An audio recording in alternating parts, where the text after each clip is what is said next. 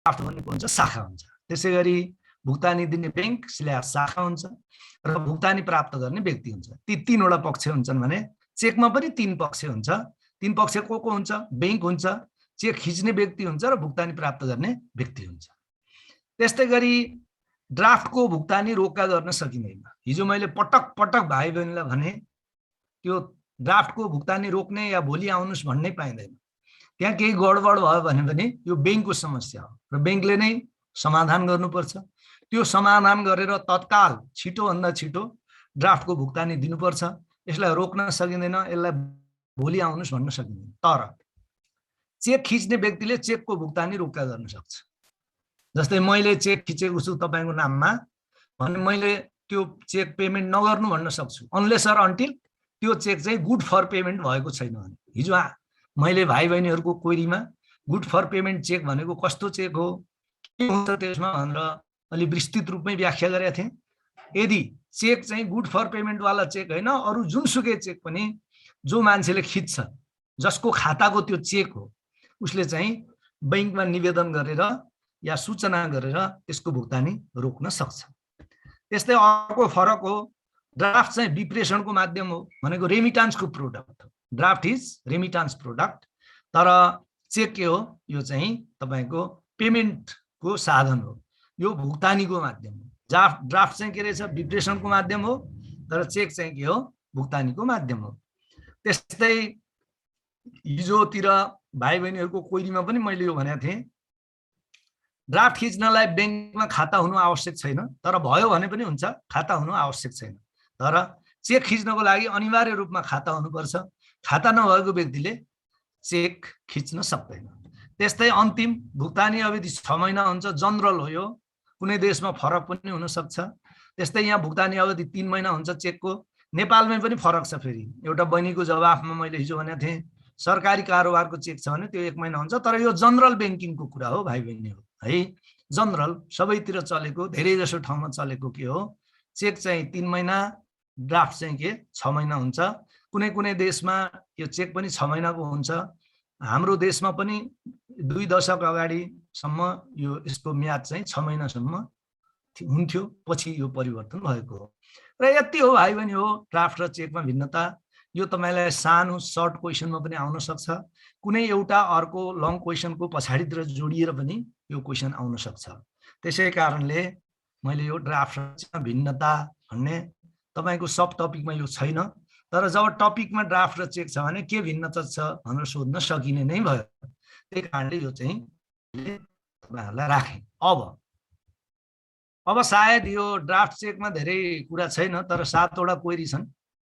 अरु हेरौँ है। चेक त सर 6 मन्थसम्म टाइम पिरियड हुन्छ, हुन सक्छ। नेपालमा चाहिँ 3 महिना छ, ड्राफ्टको 6 महिना छ, चेक कुनै कुनै चेक 1 महिनाको पनि हुन्छन् है गोपी शाहजी। अर्को चाहिँ गभर्नमेन्ट चेकको भ्यालिडिटी 1 महिना हामीले हिजो कुरा गरेका थियौं।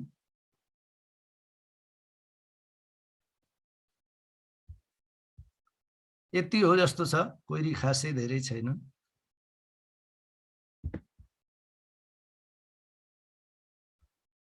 अर्को चाहिँ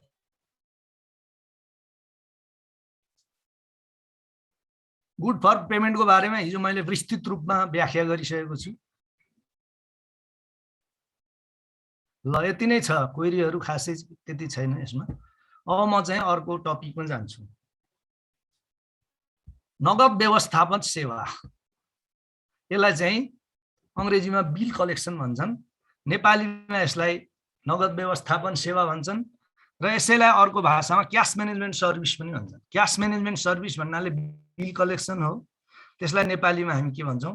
नगद व्यवस्थापन सेवा भन्छौं। यो मैले तपाईहरुलाई एलसी बैंक ग्यारेन्टी र बिल कलेक्सन जुन कि नन फन्डेड बिजनेस हुन्, त्यो बेला मैले यो छलफल गरिसकेको विषय हो। तर यहाँ पनि यो कोर्समा छ, अलिकता सानै विषय भएको हुनाले फेरि यो नेपाल बैंकको लागि अत्यन्त उपयोगी टपिक भएको हुनाले मैले दोहोर्याएँ एकछिनलाई। त के हो? यो एउटा प्रशासनिक कार्य हो। यस अन्तर्गत ग्राहकको बिल कलेक्सन गरी भुक्तानीको सुविधा प्रदान गरिन्छ। अब भाइ बहिनीलाई भन्नै परेन, बिल भन्नाले विभिन्न किसिमका बिल हुन सक्छन्। चेक, ड्राफ्ट, टिटी तपाईको चाहिँ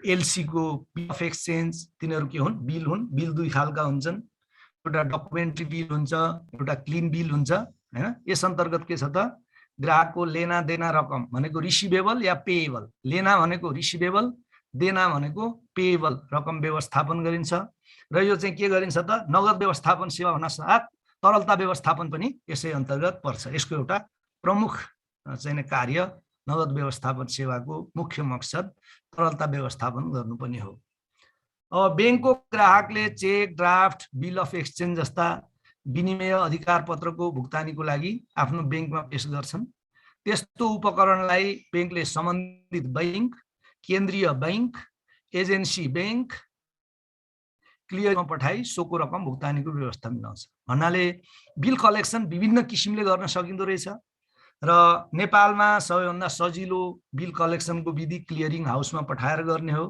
र ठूलो मात्राको बिल कलेक्सन केबाट हुन्छ क्लियरिङ हाउसमा पठाएर हुन्छ सिद्धान्त त केन्द्रीय बैंकमा पठाएर पनि बिल कलेक्सन गर्न सकिन्छ त्यस्तै विदेशी बिल छ भने विदेशी चेक या ड्राफ्ट छ भने आफ्नो एजेन्सी बैंकमा पठाएर पनि तपाईको के गर्न सकिन्छ यो बिल कलेक्सन गर्न सकिन्छ र सोझै त्यो बैंकमा पठाएर पनि बिल कलेक्सन गर्न सकिन्छ तर आजभोलि यो चलन छैन भनेको मतलब के नेपाल बैंकको ड्राफ्ट छ वाणिज्य बैंकमा भुक्तानीको लागि चाहिँ पेश गर्यो भने वाणिज्य बैंकले सोझै नेपाल नेपाल बैंक लिमिटेडमा पठाइदिने र कलेक्सन भइ आएपछि उहाँको खातामा जम्मा गर्ने यो पनि एउटा विधि हो तर यो विधि क्लियरिङ हाउसको सञ्चालनको कारणले अहिले त्यति प्रयोगमा छैन सम्बन्धित संस्था भनेको जहाँबाट त्यो पेमेन्ट हुने हो जस्तै नेपाल बैंकको ड्राफ्ट भन्यो भने अल्टिमेटली पेमेन्ट गर्ने कसले हो नेपाल बैंकले हो त्यस्तै आइसिआइसिआई बैंकको ड्राफ्ट रहेछ भने अल्टिमेटली पेमेन्ट गर्ने कसले हो आइसिआइसिआई बैंकले सम्बन्धित संस्थाले सो रकम बिल कलेक्सनमा पठाउने बैंकको खातामा जम्मा गरी जस्तै आइसिआइसिआई बैंकको कुनै चेक नेपाल बैंक लिमिटेडको भूगोल पार्क शाखामा दियो भने त्यसको कलेक्सन कसरी हुन्छ त नेपाल बैंक भूगोल पार्क शाखामा त्यो चेक जम्मा गर्छ ग्राहकले त्यसलाई कलेक्सनमा भूगोल पार्क शाखाले चाहिँ आइसिआइसिआई बैंक बम्बईमा पठाउँछ आइसिआइसिआई बैंक बम्बईमा रहेको नेपाल बैंकको खातामा त्यो रकम जम्मा गरिदिन्छ र नेपाल बैंकलाई सूचना पठाइदिन्छ त्यो सूचनाको आधारमा के हुन्छ ग्राहकको खातामा रकम जम्मा हुन्छ अब के भने त सम्बन्धित संस्थाले सो रकम बिल कलेक्सनमा पठाउने बैंकको खातामा जम्मा गरी सोको सूचना पठाउँछन् यसरी सूचना प्राप्त भएपछि बैंकले सो उपकरण पेश गर्ने व्यक्तिको खातामा रकम जम्मा गरिदिन्छ यति हो भाइ बहिनी बिल कलेक्सनको बारेमा यो चाहिँ हामीले पहिला नन फन्डेड ट्रान्जेक्सन अन्तर्गत पनि डिस्कस गरिसकेको विषय हो र आजको मेन विषय अब म सुरु गर्दैछु त्यो भनेको सुन चाँदी कर्जा हो र यो अत्यन्त व्यवहारिक विषय हो तपाईहरुले बैंकमा जागिर खान जाँदा जाँदै यो काम गर्नुपर्ने हुन सक्छ स्पेशली 3 तहका भाइ बहिनीले 4 तहका भाइ बहिनीले पनि केही महिना केही वर्षमा उहाँहरुलाई केशियर बनाउँछ नेपाल बैंकले या राष्ट्रिय वाणिज्य बैंकले केशियर बनायो भने उहाँको प्रमुख काममा के हो त यो सुन चाँदी कर्जा पनि एउटा प्रमुख काम हो अब यो बारेमा हामी कुरा गरौँ अब मैले पटक पटक ठाउँ ठाउँमा हजुरहरुलाई उदाहरण दिएको छु सुन चाँदी कर्जा चाहिँ के हो उपभोक्ता कर्जाको एउटा उदाहरण जस्तो किसिमले के हुन्छ गाडी कर्जा हुन्छ घर कर्जा हुन्छ पर्सनल ओडी हुन्छ हामी उपभोक्ता कर्जा भन्छौं भने सुन कर्जा पनि के हो बैंकले उपभोक्ता कर्जा अन्तर्गत प्रवाह गर्छ त सुन चाँदी कर्जा बैंकले प्रवाह गर्ने उपभोक्ता कर्जा हो यो कर्जा सुन चाँदीको गहनाको धितोमा प्रवाह गरिन्छ भाइ बहिनी हो सिद्धान्त त सुनको डल्लो या सुनको बिस्कुट या भन्नुस् इटा भन्छ अलि ठुलो 10 तोला भन्न माथिलाई त्यो राखेर यो नगरिने हो सिद्धान्त त तर नेपालमा यो गरिन्छ तर रकमको चाहिँ फेरि नेपाल राष्ट्र बैंकले समय समयमा सुन चाँदी कर्जामा एउटा कर्जाको रकम चाहिँ सर्टेन रकम भन्दा बढी नहुने गरी भनेर तोकेको हुन्छ हाल यो चाहिँ 8 लाख रुपैयाँ छ प्र्याक्टिकली कहिले यो 5 लाखमा पनि बनाउन सक्छ 10 लाख पनि बनाउन सक्छ राष्ट्र बैंकले के भनेको छ भने एउटा व्यक्तिको सुन चाँदी कर्जा चाहिँ एउटा तमसुकबाट 8 लाख भन्दा बढीको नबनाउनुस् भन्ने राष्ट्र बैंकले भनेको छ र यो के हो सुन चाँदीको गहनाको धितोमा प्रवाह गर्ने हो सिद्धान्त त सुनको टुक्रै राखेर गर्ने यो कर्जा होइन। तर कतिपय बैंकमा सुन चाँदीको बिस्कुट टुक्रा राखेर पनि प्रवाह गरिन्छ। बैंक सुरक्षित हुनाले यसमा कसैले पनि आपत्ति जनाएको छैन। अब यस कर्जाको उपयोग सर्वसाधारणले आफ्नो दैनिक कार्य सञ्चालन गर्न सक्छ। के हो त, यो उपभोक्ता कर्जा भएको हुनाले आफ्नो दैनिकी चलाउन, आफ्नो सामाजिक आवश्यकता पूरा गर्न यस कर्जाको उपयोग गर्न सकिन्छ। यस कर्जामा प्रयोजन खोल्नु आवश्यक छैन। सुन चाँदी कर्जाबाट लिएको रकम चाहिँ म यस काममा प्रयोग गर्छु भनेर भनिराख्नु जरुरी छैन, जबकि अरू जुनसुकै कर्जामा पनि प्रयोजन खोल्नुपर्छ। तर सुन चाँदी कर्जाबाट लगिने रकम, प्रवाह भएको कर्जा रकम यो काममा प्रयोग गर्छु भनेर प्रतिबद्धता जारी गरिराख्नु पर्दैन। यसमा आवश्यक पर्ने कागजात सामान्य र संख्या कम छ। कागजात धेरै प्रयोग हुँदैन। अरू कर्जामा 1 दर्जन 2 दर्जन कागजात संलग्न हुन्छ भने यसमा 2-3 वटा कागजात मात्रै भए काफी छ। के कागजात चाहिन्छ त? यसका लागि नागरिकताको प्रमाणपत्र भए पुग्छ। बैंकले प्रमिसरी नोट र तमसुक बनाउँछ। पार्टीले चाहिँ पेश गर्नु पर्यो नागरिकताको प्रमाणपत्र र सुन ल्याउनु पर्यो। बैंकले चाहिँ अरू दुईटा कागज बनाउँछ, एउटा सुन चाँदी कर्जाको तमसुक, अर्को चाहिँ प्रमिसरी नोट। केही बैंकले यस प्रयोजनको लागि खाता खोल्न अनुरोध गर्छ। कुनै बैंकले नेपालमा के गर्छ कि तपाईँ एउटा बचत खाता खोल्नुस् भनेर अनुरोध गर्न सक्छ। त्यो कम्पलसरी व्यवस्था होइन। बचत खाता खोली पनि तपाईँ दिन सक्नुहुन्छ। तर धेरै जसोले भनौँ न, अब केही भन्नुभन्दा पनि धेरै जसो बैंकले चाहिँ बचत खाता खोल्न रिक्वेस्ट गर्छन्, किनभने त्यसबाट केही न केही डिपोजिट पनि मोबिलाइज होला र पछि पेमेन्ट पनि बचत खातामा हालिदिँदाखेरि के हुन्छ, अलिकता सुरक्षित होला। भोलि कन्फ्लिक्ट हो भने तपाईँको बचत खातामा हालेको हो भन्ने प्रमाण पुर्याउन सकिएला भनेर केही बैंकहरूले के गर्छ, खाता खोल्न अनुरोध गर्छ। यस कर्जाको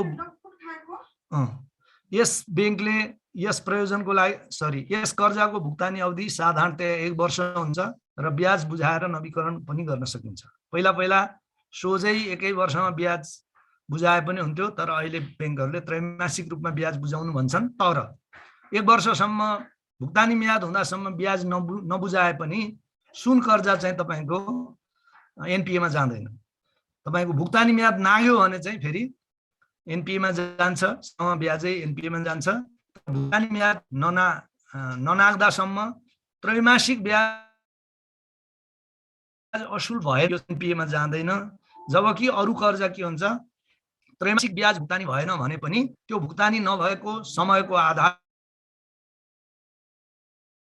यो चाहिँ एनपीएमा वर्गीकरण गर्नुपर्ने हुन्छ, लोन लस प्रोभिजन गर्नुपर्ने हुन्छ। अर्को, कर्जा प्रवाहमा संलग्न खजान्ची यस कर्जा असुलीको लागि मुख्य रूपमा जिम्मेवार हुन्छन्।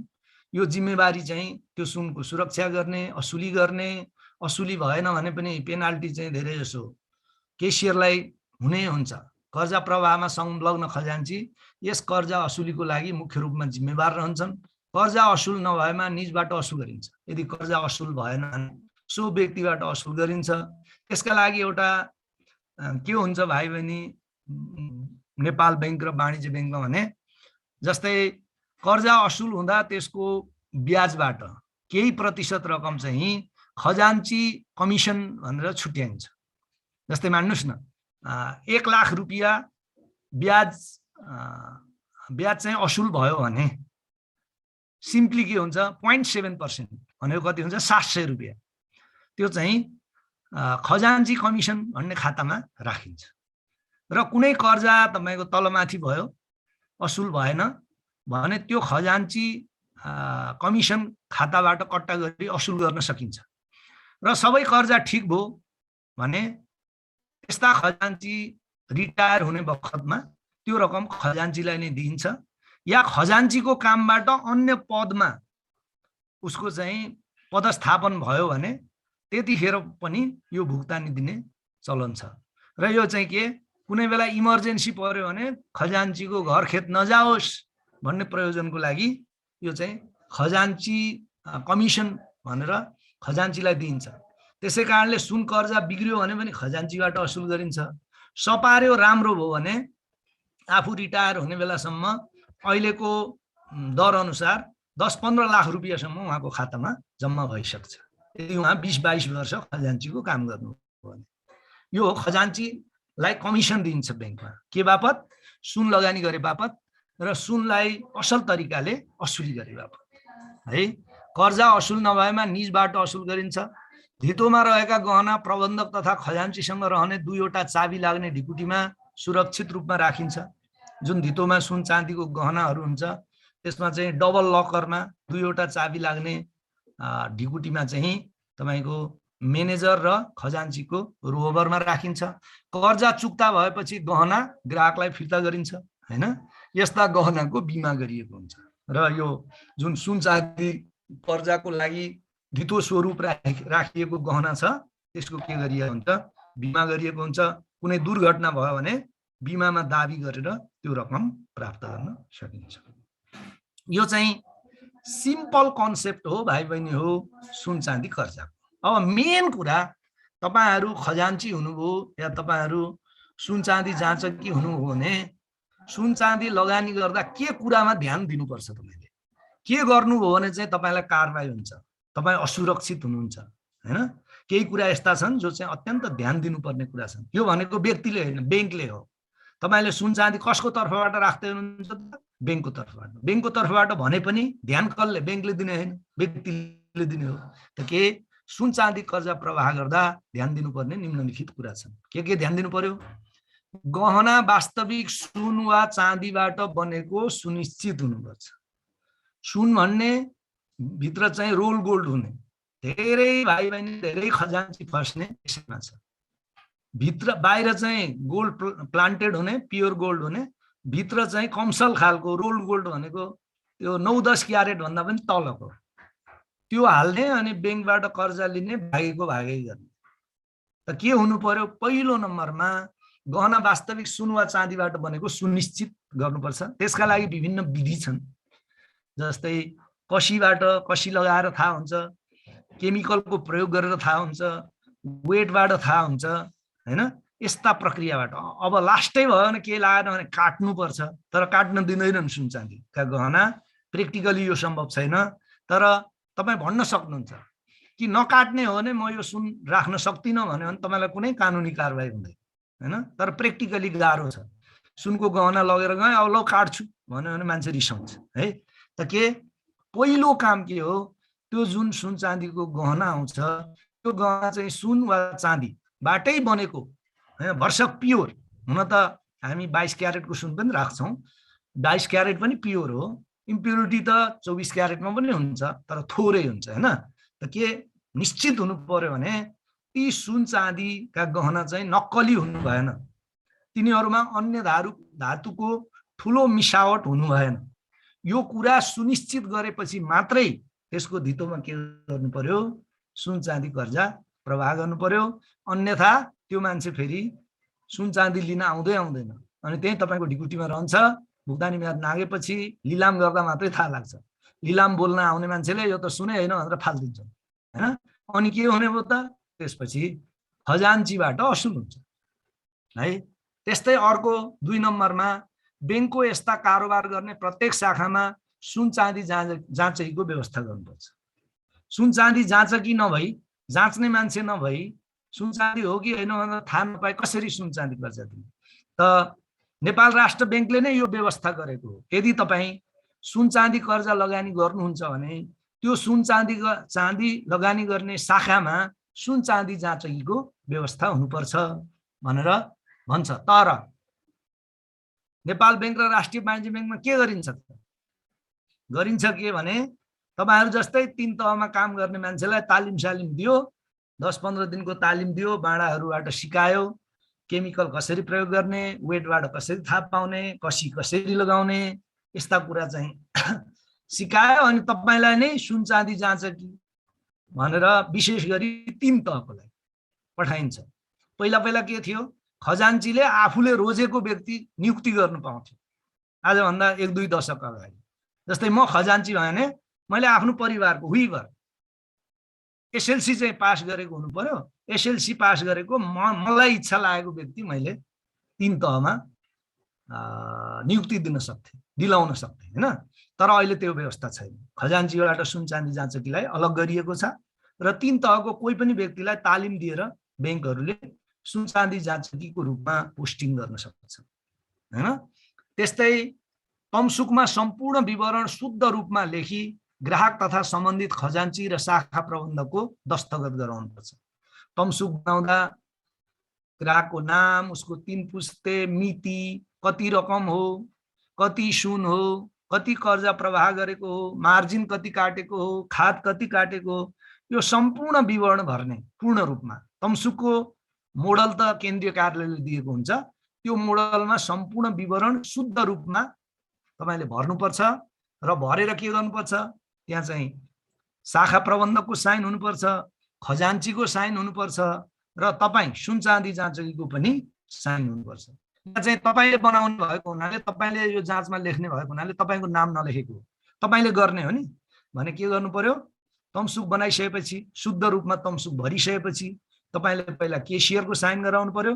केसियरको साइन गरिसकेपछि शाखा प्रबन्धकको पनि साइन गराउनु पर्छ। त्यसपछि मात्रै त्यो तमसुक के बन्छ, आधिकारिक बन्छ। सम्बन्धित व्यक्ति ग्राहकको साइन पनि गराउनु पर्छ, ल्याप्चे पनि लाउनु पर्छ। त्यस्तै सुन चाँदीको गहनाको तौल गरिसकेपछि बैंकले तोकेको मात्रामा खात कटाउनु पर्छ। खात भनेको के हो? खात भनेको इम्प्योरिटी हो भाइ बहिनी हो। जुनसुकै सुन पूर्ण रूपमा प्योर हुँदैन। अघि मैले भने नि 24 क्यारेटमा पनि केही न केही इम्प्योरिटी हुन्छ, 22 क्यारेटमा पनि इम्प्योरिटी हुन्छ, 20 क्यारेटमा नहुने कुरै भएन। र 24 क्यारेटबाट यदि तपाईले गहना बनाउनु भयो भने त्यो 24 क्यारेट रहँदैन, त्यसमा केही न केही इम्प्योरिटी हुन्छ। त्यो इम्प्योरिटीको मात्रा कटाउने भनेको हो यो खात कटाउने भनेको। जस्तै मान्नुस् न 12 ग्राम 11.66 ग्रामको 1 तोला हुन्छ हो। अब एकदम राम्रो सुनको गहना बनेर रहेछ भने त्यसको चाहिँ खात भन्नुस् न, यदि 11.66 छ भने 6 चाहिँ के खात कटाउने 11 ग्रामको मात्रै तपाईको हिसाब गर्ने। त्यसको तौलमै कटाउने कुरालाई खात भन्छन् भने मूल्यमा कटाउने कुरालाई मार्जिन भन्छन्। त्यो मार्जिनको पनि कुरा आउँछ। त्यसपछि सुन चाँदीको गहनाको तौल तपाईले जब तुलोमा गरिसक्नुहुन्छ ब्यालेन्समा बैंकले तोकेको मात्रामा खात कटाउनु पर्छ। केन्द्रीय कार्यालयले परिपत्र गरेको हुन्छ, सुनमा यति यति खात कटाउनु, 24 क्यारेटको बनेको छ भने यति, 20 क्यारेटको बनेको छ भने यति भन्ने खालले तोकिदिया हुन्छ। त्यति चाहिँ तपाईले खात कटाउनु पर्छ। यदि तपाईलाई अझ बढी शंका छ भने तपाई बढी खात कटाउन पनि सक्नुहुन्छ। तपाईलाई कमै खात काट भनेर बाध्य गर्न सकिँदैन हैन, त तपाईले खात कटाउन सक्नुहुन्छ। त्यस्तै शुद्ध तौललाई बैंकले निर्धारण गरेको बजार, शुद्ध तौल भनेको के, खात कटाइसकेपछि कायम भएको तौल। 11.66 ग्राम छ ग्रस वेट, तर त्यसमा हामीले 0.66 घटायौं भने अब 11 ग्राम मात्रै के हो हाम्रो शुद्ध तपाईको तौल हो। त शुद्ध तौललाई बैंकले निर्धारण गरेको बजार मूल्यले गुणन गरी, अब यो बैंकले निर्धारण गरेको बजार मूल्य पनि केन्द्रीय कार्यालयले तोकिदिन्छ। कसरी तोक्छ? केन्द्रीय कार्यालयको कर्जा विभागले सुनको त्यस बखतको बजार मूल्यलाई विचार गरी 1 महिनाको लागि लागू हुने गरी, कहिले 3 महिनाको पनि हुन्छ, कहिले 1 महिनाको लागि लागू हुने गरी परिपत्र गर्छ कि यो महिनाको लागि तपाईको प्रति ग्राम चाहिँ बजार मूल्य मान्नुहोस् न 4000 तोकिएको छ या 5000 तोकिएको छ व्हाटेभर, त्यो चाहिँ पनि के गर्छ, केन्द्रीय कार्यालयले तपाईलाई तोकिदिन्छ हैन। शुद्ध तौललाई निर्धारण गरेको बजार मूल्यले गुणन गरी सुनको मूल्य कायम गर्नुपर्छ र सो मूल्यमा बैंकले तोकेको मार्जिन कटाइ। अब भन्नुस् न, ल 11000 को 11 ग्रामको यदि बैंकले भन्नुस् 5000 तोक्या रहेछ हैन भने 11 पंचे 55 भयो नि, 55000 भयो। अब त्यो 55000 लगानी गर्न पाइएन। त्यसमा पनि तपाईले के गर्नु पर्यो, 20-25% चाहिँ के हुन्छ, अझ मार्जिन भन्ने कटाउनु पर्छ। त्यो 55000 मा 20% भन्यो भने कति भयो, 11000। 11000 कटाएर 55 मा 11 घटायो भने 44000 मात्रै लगानी गर्नुपर्छ। मैले यो उदाहरण दिँदाखेरि भाइ बहिनीले यो बुझ्नु होला भन्ने मलाई आशा छ। शुद्ध तौललाई बैंकले निर्धारण गरेको बजार मूल्यले गुणन गरी सुनको मूल्य कायम गर्नुपर्छ र सो मूल्यमा बैंकले तोकेको मार्जिन कटाई लगानी गर्न सकिने रकम निर्धारण गर्नुपर्छ। त्यसपछि आउने रकम चाहिँ के हो, तपाईले ग्राहकलाई कर्जाको रूपमा लगानी गर्न सकिने रकम हो। अब यी त भए सुन चाँदी कर्जा तपाईले प्रवाह गर्दा ध्यान दिनुपर्ने कुरा हैन। अब अर्को टपिक छ सुन चाँदी कर्जाका ग्राहकसँग गरिने व्यवहार तथा ग्राहक सम्बन्ध भन्ने अर्को सानो सब टपिक छ सुन चाँदी कर्जा अन्तर्गत नेपाल बैंक लिमिटेडको कोर्समा है। अब अरूमा छैन, राष्ट्रिय वाणिज्य बैंकमा यो छैन टपिक, सुन चाँदी कर्जा मात्रै छ। तर नेपाल बैंक लिमिटेडको टपिक के छ, सुन चाँदी कर्जाका ग्राहकसँग गरिने व्यवहार तथा ग्राहक सम्बन्ध भन्ने अर्को सब टपिक छ। अब त्यो बारेमा के हो त, ग्राहक सम्बन्ध, ग्राहकसँग गरिने व्यवहार भनेको के हो, कस्ता खालका व्यवहार गर्नु पर्यो त हामीले सुन चाँदी तपाईको कर्जाका ग्राहकसँग। अब हेर्नुस्, यहाँ मैले तपाईले लेख्ने भाषा, मैले जाँचमा लेख्न सक्ने भाषा लेखेको छु। केही दशक अघिसम्म सुन चाँदी कर्जा नेपाल बैंक लिमिटेड र राष्ट्रिय वाणिज्य बैंकले मात्र कारोबार गर्थे, अरू कुनै बैंकले सुन चाँदी कर्जा कारोबार गर्दैनथे 2 दशक अगाडिसम्म। यसमा चाहिँ पुरै एक किसिमको ओलिगोपोली भन्छन् नि, राष्ट्रिय वाणिज्य बैंक र नेपाल बैंकले मात्रै यो काम गर्थ्यो। यो कर्जा सुरक्षित र नाफामूलक कर्जा मानिन्छ। यो अत्यन्त सुरक्षित छ, धेरै जाँच गरेर सुनै लिइन्छ। मान्छेले आफ्नो सुन चाँदीको गहना चाहिँ सकेसम्म डिफल्ट गर्दैन, किनभने यसमा चाहिँ इमोसन जोडिएको हुन्छ। जस्तै कसैको बिहे गर्दाका सुन चाँदी हुन्छन्, कसैले आफ्नो इमोसनल एट्याचमेन्ट भएको सुन चाँदी हुन्छ, त्यसलाई भरसक रुपियाँ जाओस् घरबारी जाओस् सुन चाँदीका गहना चाहिँ लुज गर्न चाहँदैन नेपाली समाजले सकेसम्म। अब लास्टै भयो केही लागेन भने त त्यो छँदैछ। त्यसैले के हो, धेरै पर्सेन्ट चाहिँ के हुन्छ, यो असुल हुन्छ। बाइ द वे असुल भएन भने पनि यसलाई जाँचेर सुन चाँदी लगाएर वैज्ञानिक विधिले जाँचेर राखेको हुन्छ र त्यसलाई 1 वर्षपछि भुक्तानी म्याद नआएपछि 1.5 वर्षभित्रमा लगानी गरेको सुन चाँदी तपाईले लिलामी गर्नु हो भने सुन चाँदी सजिलै लिलामी हुन्छ। तपाईले सूचना निकाल्नुपर्छ, दर्जनौं मान्छे लिलामी बोल्न आइहाल्छन् हैन त। के भयो, यो कर्जा सुरक्षित र नाफामूलक कर्जा मानिन्छ। किन मानिन्छ नाफामूलक? किनकि तपाईले हेर्नु होला, अरू कर्जाको ब्याज दर भन्दा यसको ब्याज दर बढी हुन्छ। अरू कर्जाको ब्याज दर 8-9% हुन्छ भने यसको ब्याज दर 12-13% हुन्छ। तपाईले हेर्नुभयो भने हैन, यो चाहिँ अत्यन्त नाफामूलक यो कर्जा हो। अर्को के, यसको ओभरहेड कस्ट पनि हुँदैन हैन। सुन चाँदी कर्जाको लागि एउटा सुन चाँदी जाँचकी हुन्छ, एउटा केसियर हुन्छ, उनीहरूले अरू काम पनि गर्छन्। त्यो सँगसँगै यो काम गरिदिने हुनाले यसका लागि धेरै ओभरहेड कस्ट पनि लाग्दैन। त्यसै कारणले के भयो त, खर्च कम लाग्ने, ब्याज दर बढी हुनाले यो के हो, तपाईले हेर्नुभयो भने सम्भवतः 100% नभनौँ, सम्भवतः सबैभन्दा नाफामूलक कर्जा नै यही हो है। ओभरड्राफ्ट तपाईको चाहिँ रियल इस्टेटको कर्जा पनि नाफामूलक हो, तर के हुन्छ त्यसमा रिस्क बढी छ। रियल इस्टेटमा पनि ब्याज दर बढी हुन्छ, तर के छ, रिस्क डिफल्ट हुने सम्भावना बढी छ र यसमा डिफल्ट हुने सम्भावना कम भएको हुनाले यो चाहिँ के हो, तपाईको अत्यन्त सुरक्षित कर्जा र नाफामूलक कर्जा मानिन्छ। यसको असुली प्रक्रिया समेत अन्य कर्जाको तुलनामा सरल रहेको छ हैन। एउटा सूचना निकाल्दिनुस्, 35 दिने 15 दिने नेसनलमा निकाल्दिनुस्, लोकल पत्रिकामा निकाल्दिनुस्, 2-4 जना सरकारी प्रतिनिधि जनप्रतिनिधि राख्नुस्, लिलामी गरिहाल्नुस्। तर घर जग्गा लिलामी गर्नु पर्यो भने साह्रै ठुलो झन्झट हुन्छ, गाह्रो छ। त्यसैले के छ, असुली प्रक्रिया समेत अन्य कर्जाको तुलनामा सरल छ। आजभोलि निजी क्षेत्रका बैंक तथा केही ख र ग वर्गका बैंकले समेत यो कर्जा प्रवाह गर्ने हुनाले प्रतिस्पर्धा बढेको छ। आजभोलि नेपाल बैंक लिमिटेड राष्ट्रिय वाणिज्य बैंकको मात्रै छैन, अरू धेरै प्राइभेट बैंकले पनि गर्छन्। ख वर्गले पनि गर्न थाले, ग वर्गले पनि गर्न थाले। त्यसै कारणले के भएको छ त, प्रतिस्पर्धा बढेको छ। पहिला त ग्राहकले नमस्कार गरेर 2 चोटि धाएपछि दिँदा पनि हुन्थ्यो, तर अब के भयो, तपाईले वास्ता गर्नु भएन भने नजिकैको अर्को बैंकमा गइहाल्छ, या ख वर्गको बैंकमा गइहाल्छ, ग वर्गको बैंकमा गइहाल्छ। त्यसै कारणले अब कस्टमर केयर चाहिँ बढाउनु पर्ने भयो। यसकारण सुन चाँदी कर्जाका ग्राहकसँगको ग्राहक सम्बन्ध सुधार गरी बढी प्रतिफल प्राप्त गर्न निम्नलिखित कार्यहरू गर्नुपर्छ। अब हामीले के गर्नु पर्यो त, सुन चाँदी कर्जाका ग्राहकलाई पनि ड्यू रेस्पेक्ट दिनु पर्यो, ग्राहक कस्टमर केयर गर्नु पर्यो। खाली ब्रिफकेस बोकेर आउने ठुल्ठुला व्यापारीको मात्रै कस्टमर केयर गरेर भएन।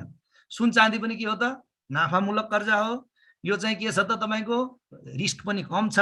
यस्तो कर्जालाई प्राथमिकता दिने हो भने सुन चाँदीसँग सम्बन्धित कर्जाका ग्राहकहरूलाई पनि के गर्नु पर्यो, प्रोत्साहित गर्नका लागि विभिन्न कार्यहरू गर्नु पर्यो। अब के गर्नु पर्यो त भन्दा, यी काम गर्नु पर्यो। तपाईहरुले नेपाल बैंक लिमिटेडको स्टाफको रूपमा या केसियरको रूपमा या तपाईको के सुन चाँदी जाँचकीको रूपमा यी काम गर्नु हो भने तपाईहरु सुन चाँदी कर्जा बढाउन सक्नुहुन्छ र आफ्नो बैंकलाई के सुन चाँदी कर्जाबाट बढी भन्दा बढी नाफा दिलाउन सक्नुहुन्छ। अब के काम गर्ने त? अन्य ग्राहकलाई जस्तै यस कर्जाका ग्राहकलाई पनि महत्त्व दिई राम्रो बस्ने स्थान, चिया, कफी र पानीको व्यवस्था गर्ने। अरूका ग्राहक आए भने सोफामा बसाएर चिया खाउँ कि कफी खाउँ भन्ने, सुन चाँदीका ग्राहक आए भने परपरै धपाउने, लाइन लाग्नुस् तपाई भन्ने, झर्को फर्को गर्ने। अब त्यस्तो गर्नु हो भने तपाईको गुन्जाइस छैन। गर्नु पर्यो के त? अन्य ग्राहकलाई जस्तै यस कर्जाका ग्राहकलाई पनि महत्त्व दिने, कम्तीमा बस्ने सुरक्षित ठाउँ दिने, चिया खानुहुन्छ कि कफी खानुहुन्छ कि भन्ने, पानी टक्र्याउने, यो काम गर्नु पर्यो पहिलो काम। दोस्रो, ग्राहकसँग राम्रो बोलीचाली र व्यवहार गर्नु, हैन? ग्राहकसँग राम्रो बोलीचाली र व्यवहार गर्नुपर्छ। भाइ बहिनीहरु, यसका कारणले नेपाल बैंक लिमिटेड, कृषि विकास बैंकले पनि राख्छ होला सुन, जहाँसम्म लाग्छ। राष्ट्रिय वाणिज्य बैंकको के हुँदैछ? ग्राहक लुज गर्छ। किन भन्नुस् न? एउटा कारण छ। यो तपाईहरु माइन्ड नगर्नु होला, यो सत्य कुरा म भन्दैछु। किन होला यो भन्दा प्राइभेट बैंकमा उनीहरुलाई कर्मचारी छनौट गर्ने स्वतन्त्रता छ। उनीहरुले चाहेको जस्तो कर्मचारी उनीहरु भर्ना गर्न सक्छन्। भर्ना गरेपछि राम्रो काम गर्न भने तत्काल निकाल्दिन सक्छन्। तर सरकारी बैंकमा एकचोटी कर्मचारी भर्ना गरिसकेपछि निकाल्न धेरै गाह्रो छ, हैन? छिर्न चाहिँ तपाईलाई धेरै नै गाह्रो छ। छिरिसकेपछि निकाल्ने प्रक्रिया त करिब करिब असम्भव छ, हैन? करिब करिब भनेको छु मैले। त त्यस्तो अवस्था छ एकातिर भने, अर्कोतिर यस्ता बैंकमा जागिर खाने तपाई हामी, म पनि राष्ट्रिय वाणिज्य बैंकमा जागिर खाएको मान्छे हुँ। हामी चाहिँ न्यून मध्यम वर्गको परिवारबाट आएका छौँ, जसका कैयौं कमी कमजोरी छन्। राम्रा पक्ष पनि छन्, मेहनती छ यो वर्ग, अत्यन्त संघर्षशील छ, तर कैयौं कमी कमजोरी छन्। त्यो कमी कमजोरी मध्ये एउटा कम्युनिकेसन स्किल पनि हो। कसरी राम्रोसँग कुरा गर्ने, कुन खालको मान्छेसँग कसरी बोल्ने, हामी त्यति ख्याल गर्दैनौँ। त्यो हाम्रो त्रुटि होइन, हाम्रो वर्गीय त्रुटि हो भाइ बहिनी हो। त त्यसमा हामी बहुत चनाखो हुनुपर्छ। भोलि हामी जुन परिवारबाट आयौं, जुन घरबाट आयौं, जुन समाजबाट आयौं, त्यही किसिमको व्यवहार। हामी त मोस्ट अफ अस चाहिँ न्यून मध्यम वर्गीयबाट हो, म पनि न्यून मध्यम वर्गीयबाट हो। त हामीले त्यहीको भाषा प्रयोग गर्न थाल्यौं भने ग्राहक रहँदैन। अब कम्तीमा अब कम्पिटिसन छ। उहाँ प्राइभेट बैंकको भाइ बहिनीले चाहिँ अन्टी आउनुस्, अंकल बस्नुस्, सुन चाँदी को कर्जा लिने हो, चिया खानुहुन्छ कि अंकल भन्छ। अब तपाईहरु चाहिँ नमस्कार गरोस् भनेर सोच्नु हो भने तपाईकोमा अब ग्राहक आउँदैन। तपाई त डुब्नुहुन्छ, नेपाल बैंक पनि डुबाउनुहुन्छ। त त्यसैले के हो, अब हामीले बैंकमा आइसक्यौं भने हामीले कसरी राम्रो सञ्चार गर्ने, कस्तो खालको मान्छेलाई कसरी व्यवहार गर्ने, हैन? तपाईको हजुरबाको उमेरको मान्छे आएर छ तिमी भन्नुभयो, अनि लजिक के दिनुभयो? म त घरमा बालाई पनि तिमी भन्छु। यसरी व्यवसाय चल्दैन। त के ड्यू रेस्पेक्ट दिने। अब तपाईहरु मेच्योर्ड हुनुहुन्छ। मेच्योर्ड भएपछि के ग्राहक अनुसारको व्यवहार गर्ने, बोली वचन गर्ने, राम्रो बोली वचन, मिठो बोली वचन, सत्य कुरा भनिदियौं भने अनि बल्ल हाम्रो कुरा हुन्छ। तर हामीले हाम्रै ह्याङओभरमा रहेर, हाम्रै पृष्ठभूमिमा रहेर तपाईको ग्राहकसँग खराब बोलीचाली गर्यौं भने सुन चाँदीको कुरा त बिर्सिनुस्, खाता पनि बन्द गरेर हिँड्छ मान्छे। किनभने त्यहाँ चाहिँ सयौं अल्टरनेटिभहरु छन्। त्यसैले पहिलो कुरा भाइ बहिनी हो, तपाई विचार गर्नु होला। हुन त यो तपाईको जाँच पास गर्ने यो पढाउँदै छु म। तपाईले यदि पास गर्नुभयो र जानुभयो भने तपाईले पहिलो सुधार गर्नुपर्ने कुरा बोली वचन र तपाईको व्यवहार। यहाँ चाहिँ पढाउँदै गरेको 10+2 को टिचरलाई व्यङ्ग्य हाने जस्तो त्यहाँ गर्न थाल्नु भने तपाईहरुले जागिर खाएर खानुहुन्न। तपाईहरु परिस्थिति धेरै ठूलो बदलिसकेको छ। यो देख्छु के मैले। अब भाइ बहिनीहरुको उमेरका व्यक्तिहरु, यो तपाई व्यक्तिगत कुरा हैन, हाम्रो सामूहिक समस्या हो। यो उमेरका व्यक्तिहरु चाहिँ अब अफिसमा गएपछि पनि टिचरलाई जस्तो गर्नुभयो भने त्यहाँ अनेक खालको बाधा व्यवधान आउँछ। त के तपाईले सबभन्दा पहिला तपाईको व्यवहार बोलीचाली सुधार गर्नुपर्छ। यदि सुन चाँदी कर्जालाई तपाईले बढाएर आफ्नो नेपाल बैंकलाई राम्रो गर्ने हो। त्यस्तै गरी यी ग्राहक धेरै जसो सामान्य नागरिक र निरक्षर समेत हुन सक्ने हुँदा उनीहरूले सजिलै बुझ्ने भाषाको प्रयोग गर्नुपर्छ। सुन चाँदी कर्जा लिने मान्छे को हो? भयंकर धनी मान्छे, हाई लेभल। तपाईसँग सुन चाँदीको गहना लिएर 50,000 लिन आउँदैन। मोस्टली को आउँछ? धेरै आएछ भने मध्यमवर्गीय, न्यून मध्यमवर्गीय, गरिब परिवारको आउँछ। ती मान्छेहरू निरक्षर पनि हुन सक्छ। तिनीहरूले तपाईको भाषा बुझ्दैन धेरै जस्तो ठाउँमा। अब तपाईँ यहाँ काठमाडौँमा बस्नुभएको छ, तपाईँ कलेजको भाषा बोल्नुहुन्छ। जस्तै 10+2 पढ्ने भाइ बहिनीको भाषा र मेरो भाषा फरक छ नि त, हैन? म त बुझ्दिनँ नि त। म त यहाँ काठमाडौँ भएर तपाईहरुसँग इन्टरेक्सन भएर पो बुझ्छु। त सामान्य मान्छेले तपाईको भाषा बुझ्दैन। के भयो? ग्राहक यस्ता सुन चाँदीका ग्राहक कस्ता हुन्छन्? सामान्य नागरिक हुन्छन् धेरै जसो, निरक्षर पनि हुन सक्छ, पढे लेखेको नहुन सक्छन् भने उनीहरूले सजिलै बुझ्ने भाषा प्रयोग गर्ने, उनीहरूलाई झर्को फर्को नगर्ने, शान्तसँग उनीहरूलाई बुझाइदिनु भयो भने अनि ती मान्छे तपाईलाई खोजी खोजी आउँछन्। त्यो काउन्टरमा एउटी राम्री नानी थिइन्, खै कता गइन् भन्दै आउँछ। यदि तपाईले वास्ता गर्नु भएन भने एकचोटि प्राइभेट बैंकतिर खुट्टा टेक्यो भने फेरि नेपाल बैंक, वाणिज्य बैंक र कृषि बैंकमा मान्छे फर्किँदैन। किनभने उहाँ अंकल आन्टी चिया खानुहुन्छ कि हजुर भन्छन्, यहाँ तपाईँ नमस्कार गर्दा पनि अन्त फर्किनुहुन्छ। त एकचोटि अर्को बैंकमा गयो भने कम्तीमा सुन चाँदीको कर्जा र डिपोजिट वाला फर्किँदैन। कर्जा ठुल्ठुलो कर्जा फर्किन्छ किनभने त्यहाँ ब्याज दर कम छ। नेपाल बैंक लिमिटेडमा, वाणिज्य बैंकमा, कृषि बैंकमा ब्याज दर कम छ। तर सुन चाँदी कर्जा, डिपोजिट यस्तो मान्छे फर्कँदैन। त के गर्नु पर्यो? मैले पटक पटक भने यी ग्राहक धेरै जसो सामान्य नागरिक र निरक्षर समेत हुन सक्ने हुँदा उनीहरूले सजिलै बुझ्न सक्ने भाषाको प्रयोग गर्नु पर्यो। त्यस्तै गरी सकेसम्म बैंकमा काम गर्ने सुन चाँदी जाँचकी तथा खजान्ची स्थानीय समुदायको व्यक्ति राख्नु उचित हुन्छ बैंकले। जस्तै ठिमीमा चाहिँ के, अब ठिमीमा मान्नुस् विराटनगरबाट आएको बहिनी लीला बहिनी, सायद उप्रेती भन्नुभएछ, पूर्वाञ्चलको हुनुहुन्छ, म देख्दैछु। अब ठिमी शाखामा राखिदियो लीला बहिनीलाई भने गाह्रो हुन्छ उहाँलाई, किनभने उहाँ त्यहाँको भाषै बुझ्नुहुन्न।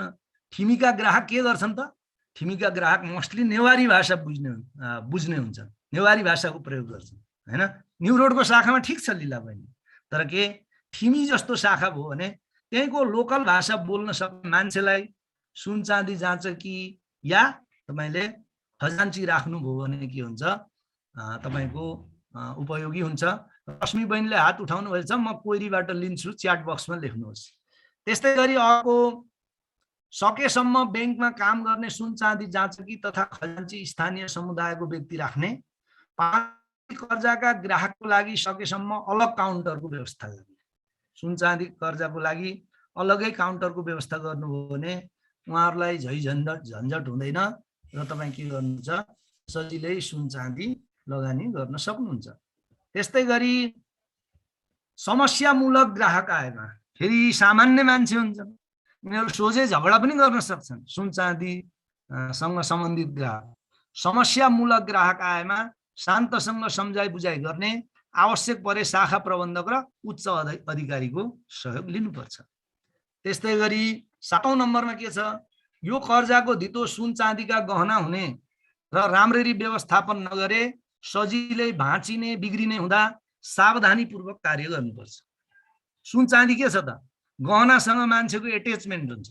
मेरो त्यति राम्रो लिलरी थियो, कुच्याइयो भनेर ग्राहकले तपाईसँग झैझगडा गर्न सक्छ। त्यसैले हामीले के गर्नु पर्यो? सकेसम्म चाहिँ के गर्नु पर्यो? होशियारीपूर्वक ह्यान्डल गरिदिने, ताकि उहाँको गहना ड्यामेज नहोस्, नबिग्रियोस्, हैन? यो कर्जाको धितो सुन चाँदीको गहना हुने र राम्ररी व्यवस्थापन नगरे सजिलै भाँचिने बिग्रिने हुँदा सावधानीपूर्वक कार्य गर्ने, गहनासँग व्यक्तिको भावनात्मक सम्बन्ध हुने हुँदा असावधानीको कारणले भाँचिए बिग्रिएमा अनावश्यक द्वन्द्व पैदा हुन्छ। त्यसै कारणले बहुत केयरफुली यसलाई ह्यान्डल गर्ने। अर्को तपाईले गर्न सक्ने, नेपाल राष्ट्र बैंकले तोकेको ग्राहक संरक्षण सम्बन्धी व्यवस्थाको पालना गर्ने, हैन? ग्राहक संरक्षण सम्बन्धी व्यवस्था हिजो छाडी अस्ति पढेका थियौ नि, है? के गर्नुपर्ने, के गर्नु नपर्ने ग्राहकलाई भनेको थियौ नि, त्यो सिद्धान्तहरू यहाँ पनि तपाई लागू गर्न सक्नुहुन्छ। सुन चाँदीका ग्राहकको हकमा पनि यो भयो तपाईको सुन चाँदी कर्जाको ग्राहकसँग गरिने व्यवहार तथा ग्राहक सम्बन्ध। अब एकैछिन यहाँ कोही कोही भाइ बहिनीले हात समेत उठाउँदै हुनुहुन्छ, केही कोइरी हुन सक्छ, त्यसलाई शान्त गरेर 5 मिनेट जति गरेर अनि म अगाडि बढिहाल्छु।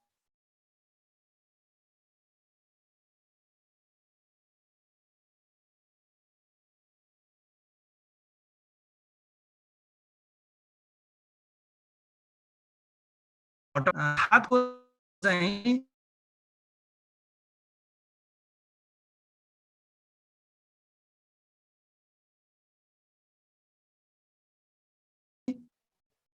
सुन चाँदी कर्जाको प्रक्रिया चाहिँ के लेख्ने त? अघि भन्यौ नि,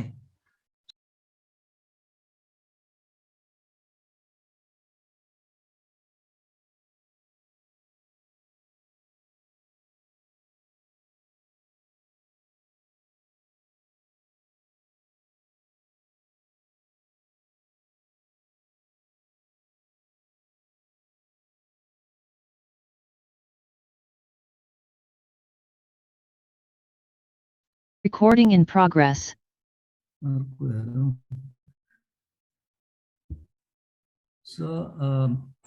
क्लियरिङ हाउस भनेको के बुझिन्छ यो पछि भनौँला। क्लियरिङ हाउसको बारेमा मैले भनि पनि सकेको छु। क्लियरिङ हाउसको म भनौँला एकछिन भाइ बहिनीहरू। सर खजान्ची भनेको के हो? केसियर। अंग्रेजी बुझ्नुहुन्छ भने केसियरलाई नेपालीमा खजान्ची भन्छन्। भवानी केसियर भनेर जुन नगद सुन चाँदी ह्यान्डल गर्ने मान्छे हुन्छ, पद हुन्छ ब्याङ्कमा, त्यसलाई हामी नेपालीमा खजान्ची भन्छौँ। अंग्रेजीमा त्यसलाई के भनिन्छ? केसियर भनिन्छ। सुन चाँदी जाँचकीलाई अंग्रेजीमा गोल्ड टेस्टर भनिन्छ। सुन चाँदी कर्जामा कर्जा प्रवाह गर्दा के कस्ता चुनौती हुन्छन्? अघि मैले भने नि, ध्यान दिने पोइन्टबाट तपाईले लेख्न सक्नुहुन्छ। तपाईको नक्कली सुन पर्न सक्छ चुनौतीमा, समस्यामूलक ग्राहक आउन सक्छ हैन, 3 मा कर्जा असुल नहुन सक्छ, 4 मा कागजात राम्ररी नबनाइन सक्छ।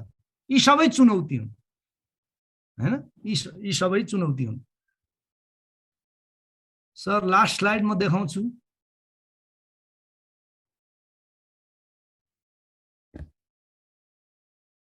खजान्ची भनेको गोल्ड सम्बन्धी कारोबार गर्ने इम्प्लोइ हो, तर गोल्ड सम्बन्धी मात्रै गर्ने होइन। यसले क्यास चलाउने, ढिकुटी अपरेसन गर्ने, सुन चाँदी चलाउने, सुन चाँदीको काम गर्ने हो।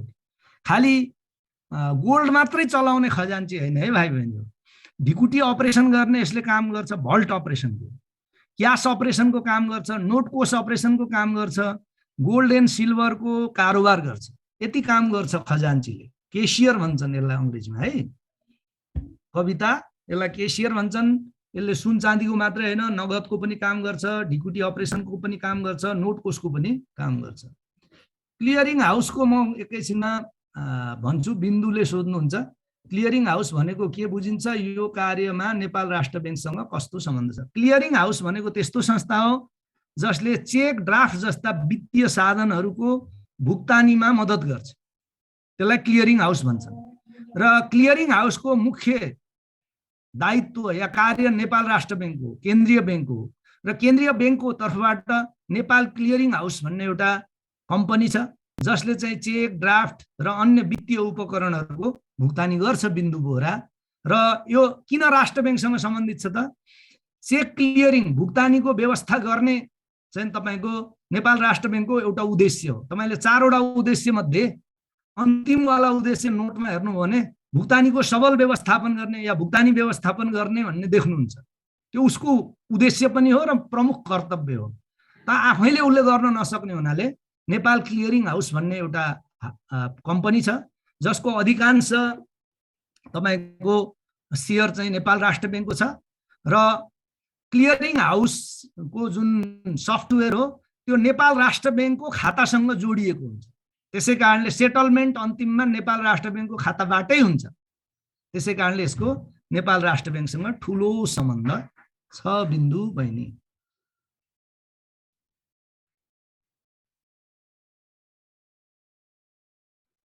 त्यो त हिजै मैले भनेको थिएँ। प्रोमिसरी नोट भनेको के हो अहिले म भन्छु, एकैछिनमा आउँदैछ। ल यति नै हो माथिका। अब तल हेरौँ, तल के रहेछ। यो कसले सोध्नुहुन्छ?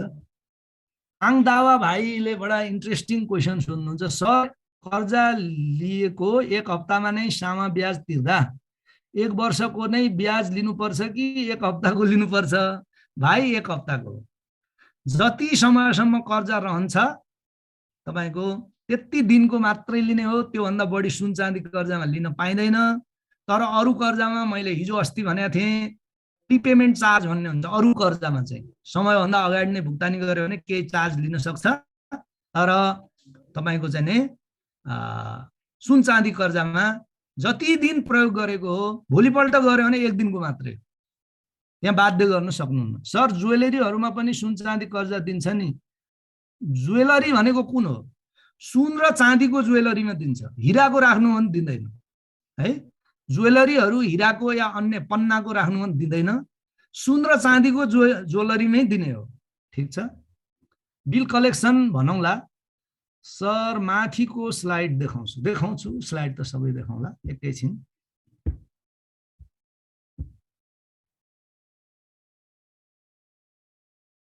मूल्य कटौती गर्नलाई के भनिन्छ? मूल्य कटौती गर्नलाई मार्जिन भन्छन् भाइ।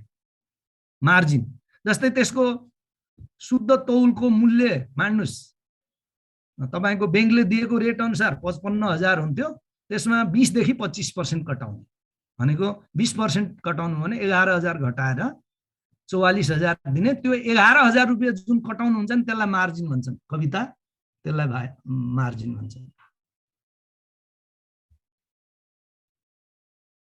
नेपाल क्लियरिङ हाउस पूर्ण सरकारी स्वामित्वको संस्था होइन।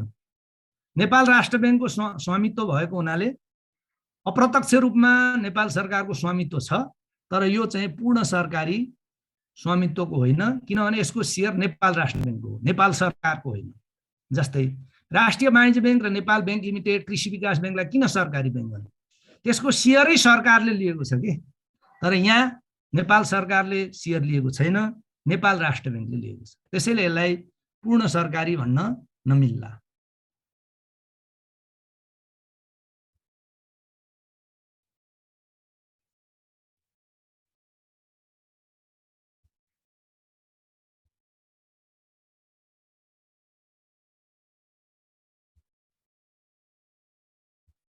ल यति नै कर्जा, यति नै क्वेरीहरू देखेँ मैले, धेरै क्वेरी छैनन्।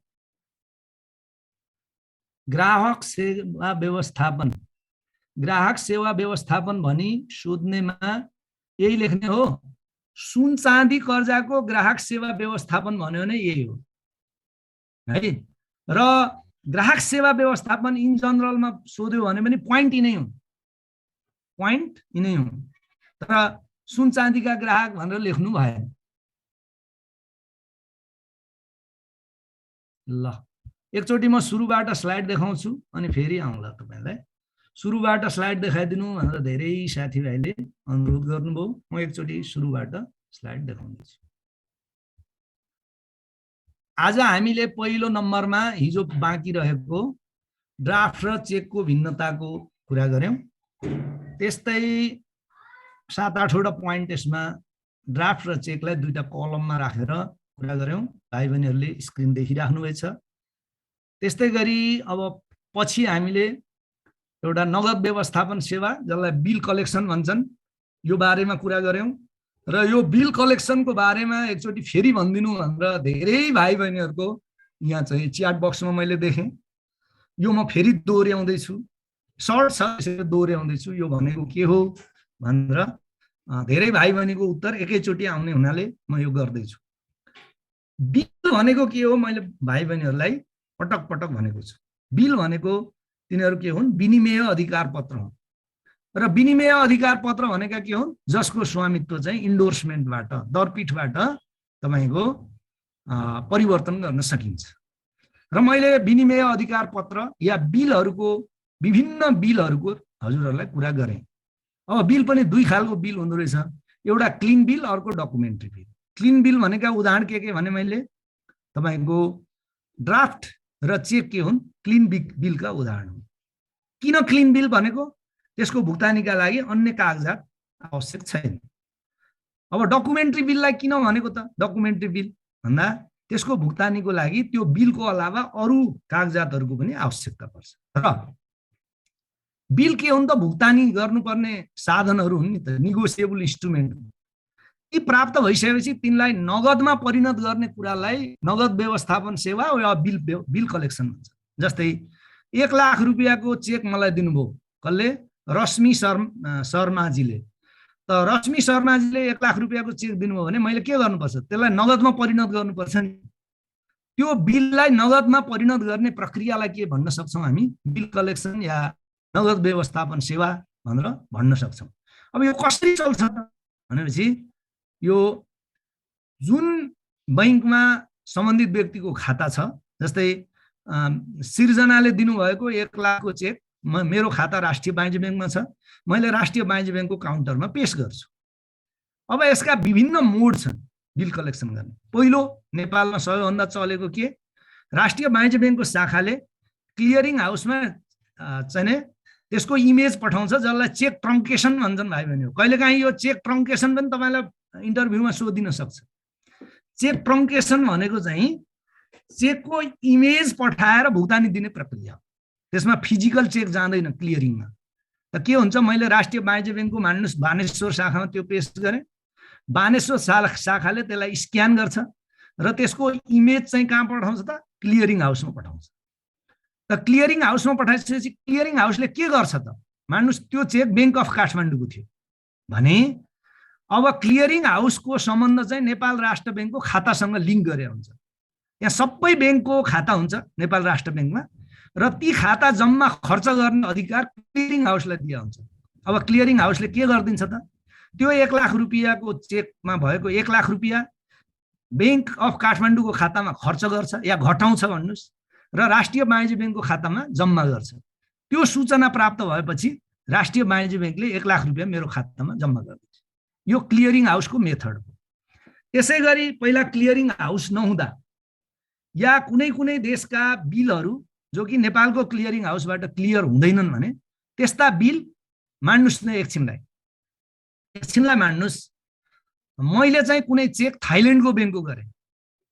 थाइल्यान्डको बैंकको $1 लाख को चेक चाहिँ मैले राष्ट्रिय वाणिज्य बैंकमा पेश गरेँ। अब त्यो पनि त इन्क्यासमेन्ट हुनु पर्यो नि त, भुक्तानी हुनु पर्यो नि त। अब त्यसको प्रक्रिया के हो त भन्दा मैले राष्ट्रिय वाणिज्य बैंकमा पेश गर्छु, राष्ट्रिय वाणिज्य बैंकले त्यो चेक नेपाल राष्ट्र बैंकमा पठाउँछ, नेपाल राष्ट्र बैंकले थाइल्यान्ड पठाउँछ त्यो चेक र थाइल्यान्डको बैंकमा या थाइल्यान्डको सम्बन्धित बैंकमा अमेरिका या बेलायतमा त्यो पैसा जम्मा हुन्छ र थाइल्यान्डको बैंकले सूचना पठाएपछि नेपाल राष्ट्र बैंकले राष्ट्रिय वाणिज्य बैंकलाई सूचना पठाउँछ, राष्ट्रिय वाणिज्य बैंकको खातामा जम्मा गरिदिन्छ पैसा र सूचना पठाउँछ, अनि राष्ट्रिय वाणिज्य बैंकले मेरो खातामा हाल्छ। भने कुनै चेकको लागि अहिले पनि राष्ट्र बैंक नभई हुँदैन। त्यस्तै गरी कैयौं भारतीय बैंकका चेक चाहिँ सोझै बैंकहरूले गर्न सक्छन्। उदाहरणका लागि मैले आइसिआइसिआई बैंकको कुरा गरेँ, पन्जाब नेसनल बैंकको कुरा गरेँ, त्यसको चेक ल्याएँ। स्टेट बैंक अफ इन्डियाको चेक मैले पाएँ 1 लाख रुपियाँ भारूको, मान्नुहोस् न। र मैले त्यसलाई के गर्ने त? राष्ट्रिय वाणिज्य बैंकमा बुझाएँ भने के गर्छ राष्ट्रिय वाणिज्य बैंकले? राष्ट्रिय वाणिज्य बैंकले त्यो चेक आइसिआइसिआई बैंक इन्डियामा पठाउँछ, आइसिआइसिआई बैंकले चाहिँ पन्जाब नेसनल बैंकमा पठाउँछ, पन्जाब नेसनल बैंकले त्यो पैसा आइसिआइसिआईको खातामा हालिदिन्छ, आइसिआइसिआईले त्यो पैसा राष्ट्रिय वाणिज्य बैंकको खातामा हालिदिन्छ, त्यो सूचना राष्ट्रिय वाणिज्य बैंकलाई पठाउँछ, अनि राष्ट्रिय वाणिज्य बैंकले सूचना प्राप्त गरिसकेपछि त्यति रकम मेरो खातामा हालिदिन्छ। किनभने इन्डियामा 1 लाखका सबै बैंकहरूको खाता छ हैन। कसैको आइसिआइसिआईमा छ, कसैको एसबिआईमा छ, कसैको पन्जाब नेसनल बैंकमा छ। एसबिआई र पन्जाब नेसनल बैंकका त दुईटा सब्सिडारी नै नेपालमा छन् हैन। त त्यसरी तपाईको बिल कलेक्सन हुन्छ। यसरी बिल कलेक्सन हुने धेरैवटा विधि छन् भाइ बहिनी। एउटा र सबैभन्दा बढी चलेको विधि के रहेछ त? क्लियरिङ हाउस मार्फत बिल कलेक्सन गर्ने। बिल कलेक्सन भनेको बिलको नगद भुक्तानी लिने तरिका त हो नि। त चेक भनेको बिल हो, जुनसुकै बैंकको हुन सक्छ। आफ्नो खाता भएको बैंकमा त्यसलाई पेश गर्नुभयो भने त्यो क्लियरिङ हाउसमा पठाउँछ, क्लियरिङमा हाउसमा पठाएपछि तपाईँको खातामा जम्मा हुन्छ। एउटा सिम्पल विधि। यदि एजेन्सी नभएको देशको बिल रहेछ भने राष्ट्र ब्याङ्क पठाउनुपर्छ, राष्ट्र ब्याङ्कले क्लियर गरिदिन्छ। त्यस्तै एजेन्सी भएको मोस्टली भारतीय ब्याङ्कका बिल छन् भने त्यो चाहिँ सोझै ब्याङ्कहरूले आफ्नो एजेन्सी ब्याङ्क मार्फत पनि क्लियर गर्न सक्छन्। त्यही कुरा भनेको हो यो दोस्रो लाइनमा, नगद व्यवस्थापन सेवा बिल कलेक्सन, जुन कि धेरै भाइ बहिनीहरूको क्वेरी थियो, त्यही कारणले मैले यसलाई फेरि दोहोऱ्याइदिएँ। त्यस्तै गरी हामीले सुन चाँदी कर्जाको बारेमा सामान्य छलफल गऱ्यौँ। पहिला चाहिँ सुन चाँदी कर्जा भनेको के हो, यसको प्रयोजन के हो, कस्ता खालका ग्राहकले यो लिन्छन्, ब्याङ्कलाई के नाफा हुन्छ भन्ने टाइपको हामीले कुरा गऱ्यौँ। त्यस्तै गरी सुन चाँदी कर्जा प्रवाह गर्नुपर्ने, प्रवाह गर्दा ध्यान दिनुपर्ने कुराहरू गऱ्यौँ। यसमा यो पोइन्टबाट धेरै क्वेसनको एन्सर लेख्न सक्नुहुन्छ। सुन चाँदी कर्जा प्रवाह गर्दा हुने जोखिमहरू भनेर कोही कोही भाइ बहिनीले सोधिराख्नु रहेछ। यसै पोइन्टबाट तपाईँ लेख्न सक्नुहुन्छ के प्योर सुनको बदला मिसावट भएको सुन या अन्य धातुको गहनाहरूको धितोमा कर्जा जान सक्छ, एउटा जोखिम हो। त्यस्तै तपाईँको सुन चाँदी गलत सुन चाँदी पर्न सक्छ हैन। सुन चाँदी जाँचकीले पनि त गल्ती गर्न सक्छ नि त, भुलवश या इग्नोरेन्स या अज्ञानताको कारणले सुन चाँदी बाहेक अन्य धातु रहन सक्छ। त्यस्तै तमसुक पूर्ण नहुन सक्छ, अशुद्ध हुन सक्छ हैन।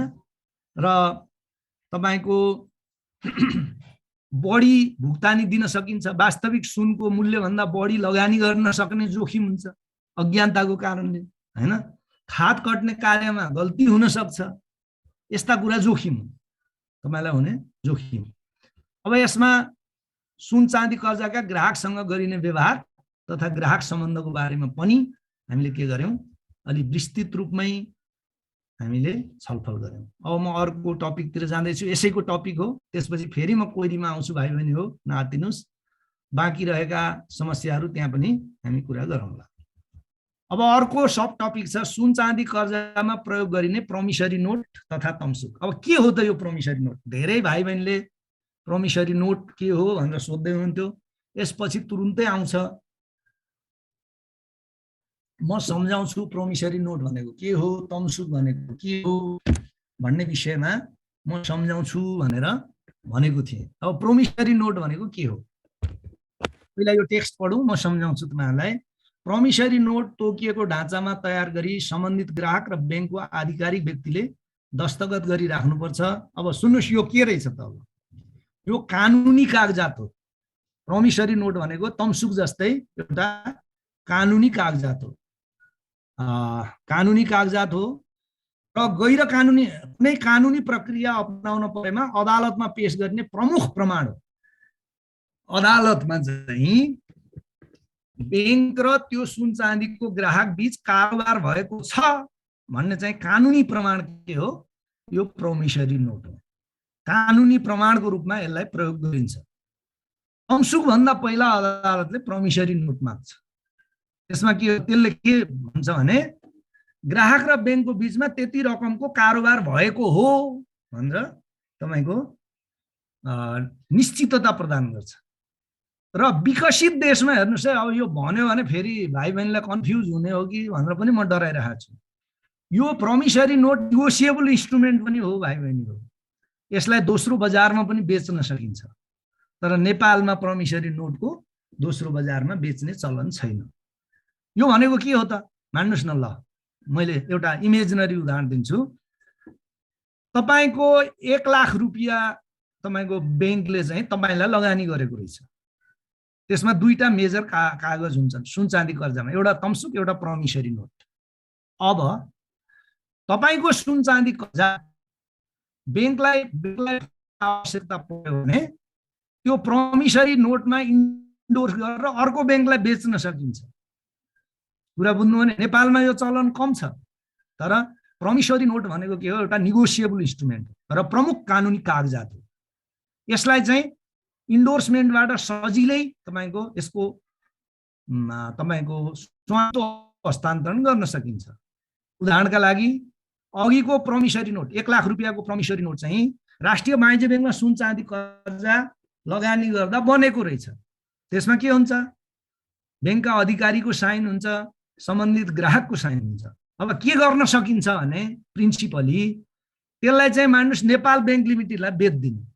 राष्ट्रिय वाणिज्य ब्याङ्कले के भन्छ, यो प्रमिसरी नोटमा उल्लेख भएको कर्जा हामी नेपाल ब्याङ्कलाई बेच्दछौँ भनेर राष्ट्रिय वाणिज्य ब्याङ्कको अथेन्टिक साइन गरेर छाप लगाइदियो भने त्यो सुन चाँदी कर्जाको जुन मालिक छ त्यो राष्ट्रिय वाणिज्य ब्याङ्कबाट नेपाल ब्याङ्क बन्छ।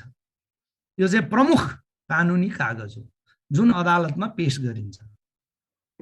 प्रमिसरी नोट त्यही कुरा यहाँ लेखेको छ, प्रमिसरी नोट तोकिएको ढाँचामा तयार गरी सम्बन्धित ग्राहक र ब्याङ्कको आधिकारिक व्यक्तिले दस्तखत गरी राख्नुपर्छ। यो कानुनी कागजात हो र कुनै कानुनी प्रक्रिया अपनाउनु परेमा अदालतमा पेश गरिने प्रमुख प्रमाण भएकोले सुरक्षित राख्नुपर्छ। यसमा ग्राहकको नाम, कर्जा रकम, मिति समेत कुनै केरमेट नगरी शुद्ध गरी लेख्नुपर्छ। र प्रमिसरी नोट निगोसिएबल इन्स्ट्रुमेन्ट हो। निगोसिएबल इन्स्ट्रुमेन्ट भए पनि नेपालमा प्रमिसरी नोट बेच्ने त्यति चलन छैन। तर वाणिज्य ब्याङ्कहरूले जुन कर्जा किनबेच गर्छन्, इन्टर ब्याङ्क किनबेच गर्छन्, एउटा ब्याङ्कको कर्जा अर्को ब्याङ्कले किनबेच गर्छन् नि, त्यो बेला त्यो कर्जाको प्रमिसरी नोटमा तपाईँको इन्डोर्समेन्ट गर्नुपर्छ। जस्तै 1 करोडको हाइपोथिकेसन कर्जा वाणिज्य ब्याङ्कको थियो रामप्रसाद भन्नेको नाममा, त्यो कर्जा चाहिँ नेपाल ब्याङ्क लिमिटेडले किन्यो भने के गर्नु पर्यो त? अब नेपाल ब्याङ्क लिमिटेडले त्यो पैसा चाहिँ राष्ट्रिय वाणिज्य ब्याङ्कलाई 1 करोड भुक्तानी दिनु पर्यो।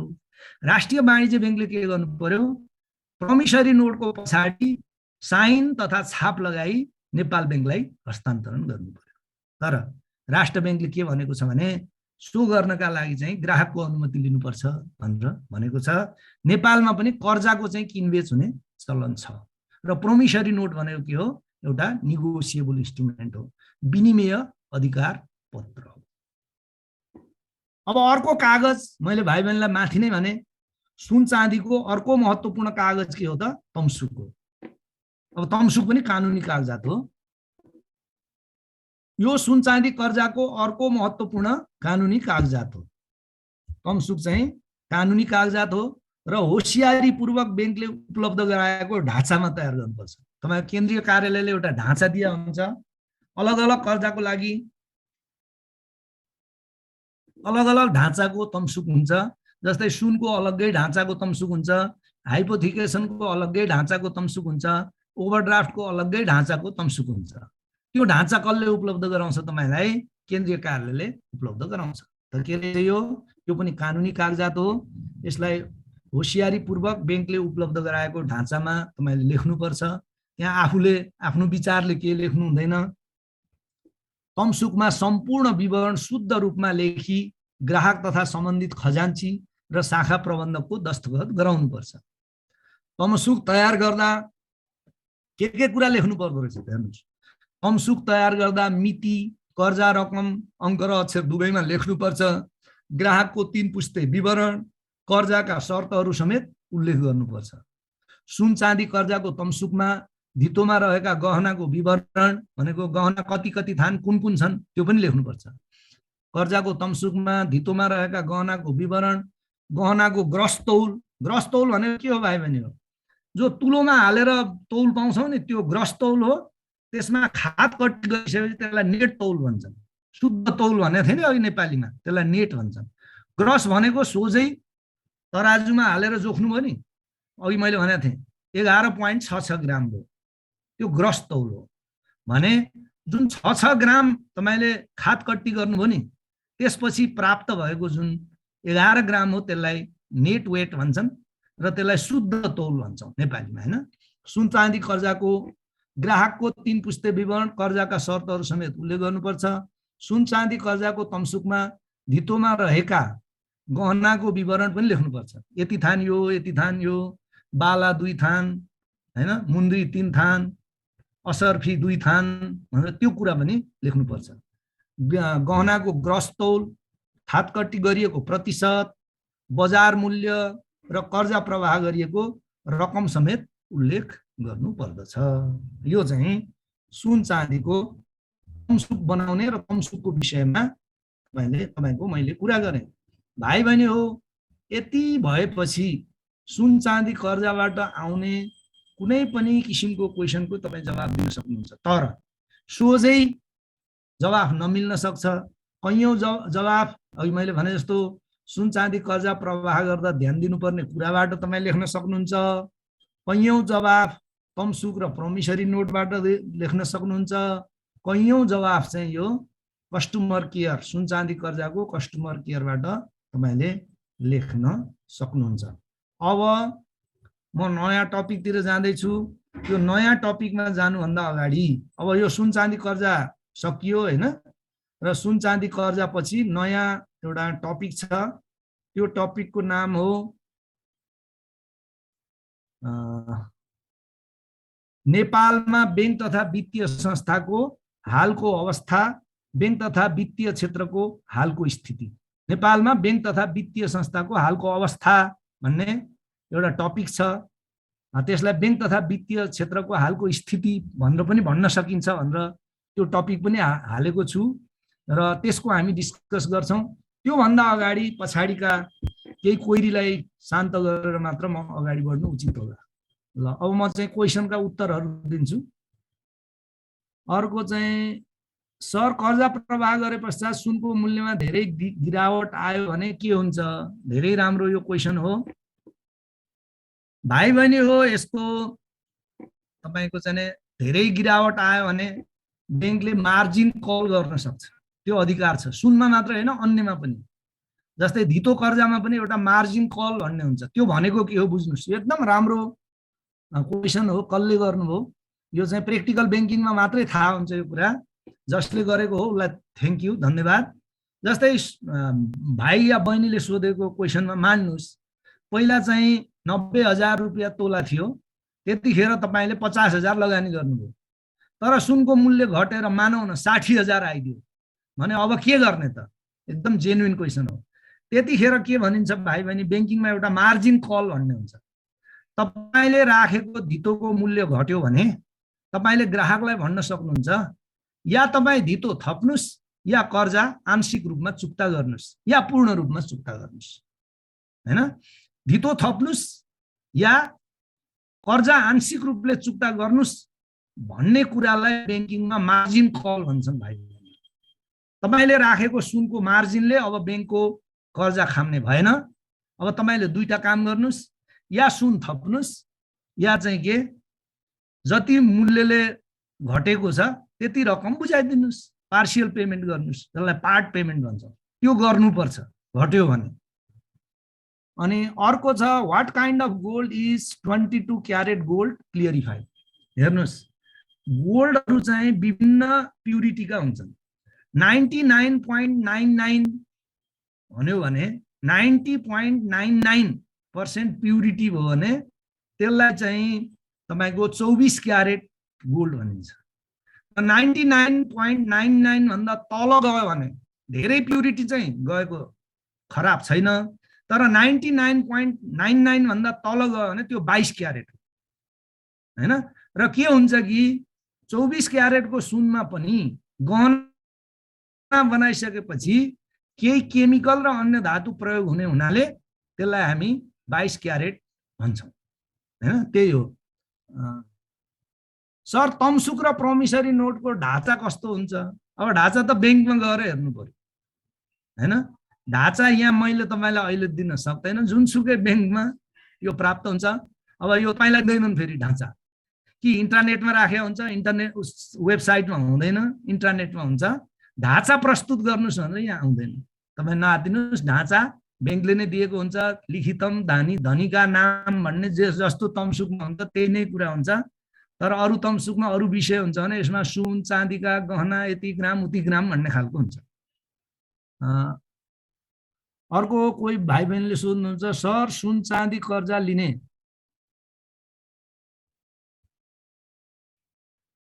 नेपाली बजारमा सुन चाँदीको मूल्य कसरी निर्धारण हुन्छ? यो क्वेसन चाहिँ तपाईको इकोनोमिक्सको हो। इकोनोमिक्सको सरले यो तपाईलाई पढाउनु होला या भइसक्यो होला। मलाई आइडिया भएको कुरा मात्र म जानकारी गराउँछु, किनभने यो सुन हो, हैन?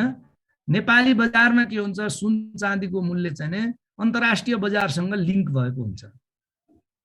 लन्डनमा हेर्नु सुन चाँदीको यस्तो हुन्छ, सुन चाँदीको एउटा कुरा भनौँ भाइ बहिनीलाई, यो उपयोगी हुन सक्छ। सुन चाँदीको संसारको सुन चाँदीको धेरै ठुलो भाग भण्डारण स्विजरल्यान्डमा हुन्छ भाइ बहिनी हो।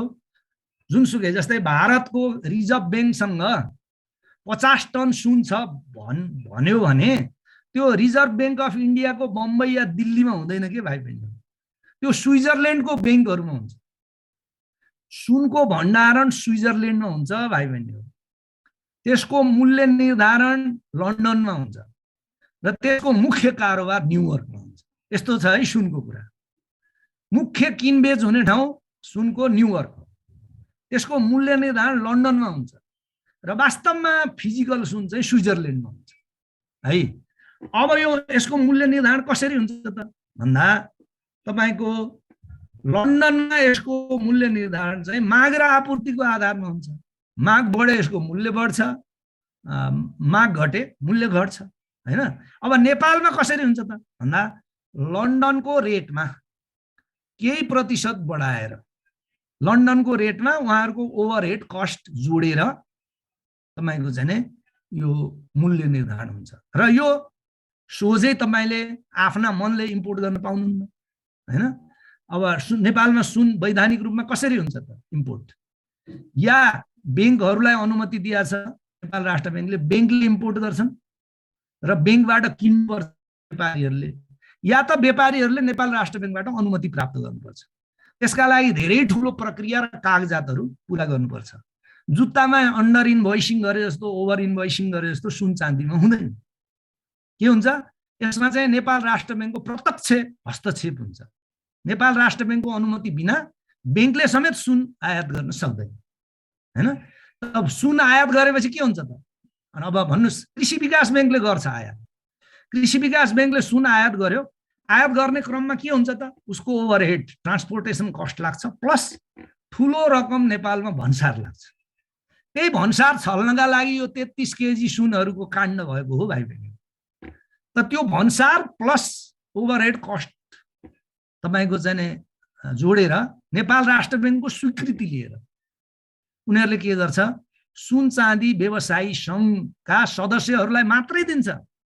तपाईँ हामी गएर मलाई 2 तोला सुन दिनुहोस् भनेर कृषि विकास ब्याङ्कमा भनेर दिँदैन। हामीले किन्नु कहाँ पर्छ, सुन चाँदी व्यवसायी सङ्घ। र सुन चाँदी व्यवसायीले के गर्छ त कृषि विकास ब्याङ्कबाट या भन्नुहोस् अरू कुनै ब्याङ्क जसले आयात गर्छ त्यसबाट प्राप्त गरेको मूल्यमा केही मार्जिन, नेपालको कानुन अनुसार 10% मार्जिन चाहिँ व्यापारमा राख्न पाइन्छ, 20% भन्दा माथि राख्नै पाइँदैन कानुनी रूपमा भन्यो भने।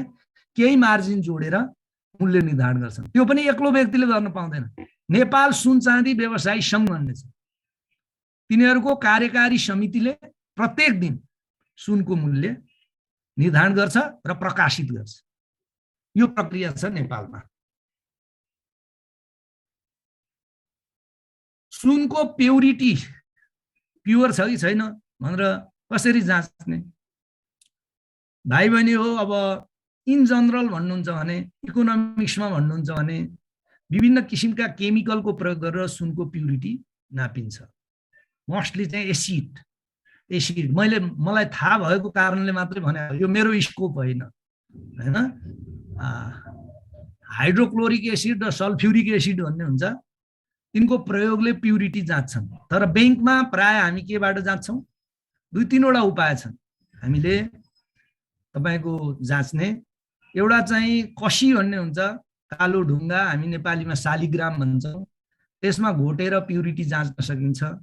प्योर सुनको रङ सुनौलो हुन्छ भने, इम्प्युरिटी छ भने त्यसमा रातो रङ आउँछ भाइ बहिनी है। त्यस्तै गरी अर्को चाहिँ एसिडको प्रयोग गरेर, या हाइड्रोक्लोरिक एसिड हुन्छ, प्रत्येक शाखामा हुन्छ, यो दिनबाट तपाईँ त्यसको प्युरिटी जाँच्न सक्नुहुन्छ।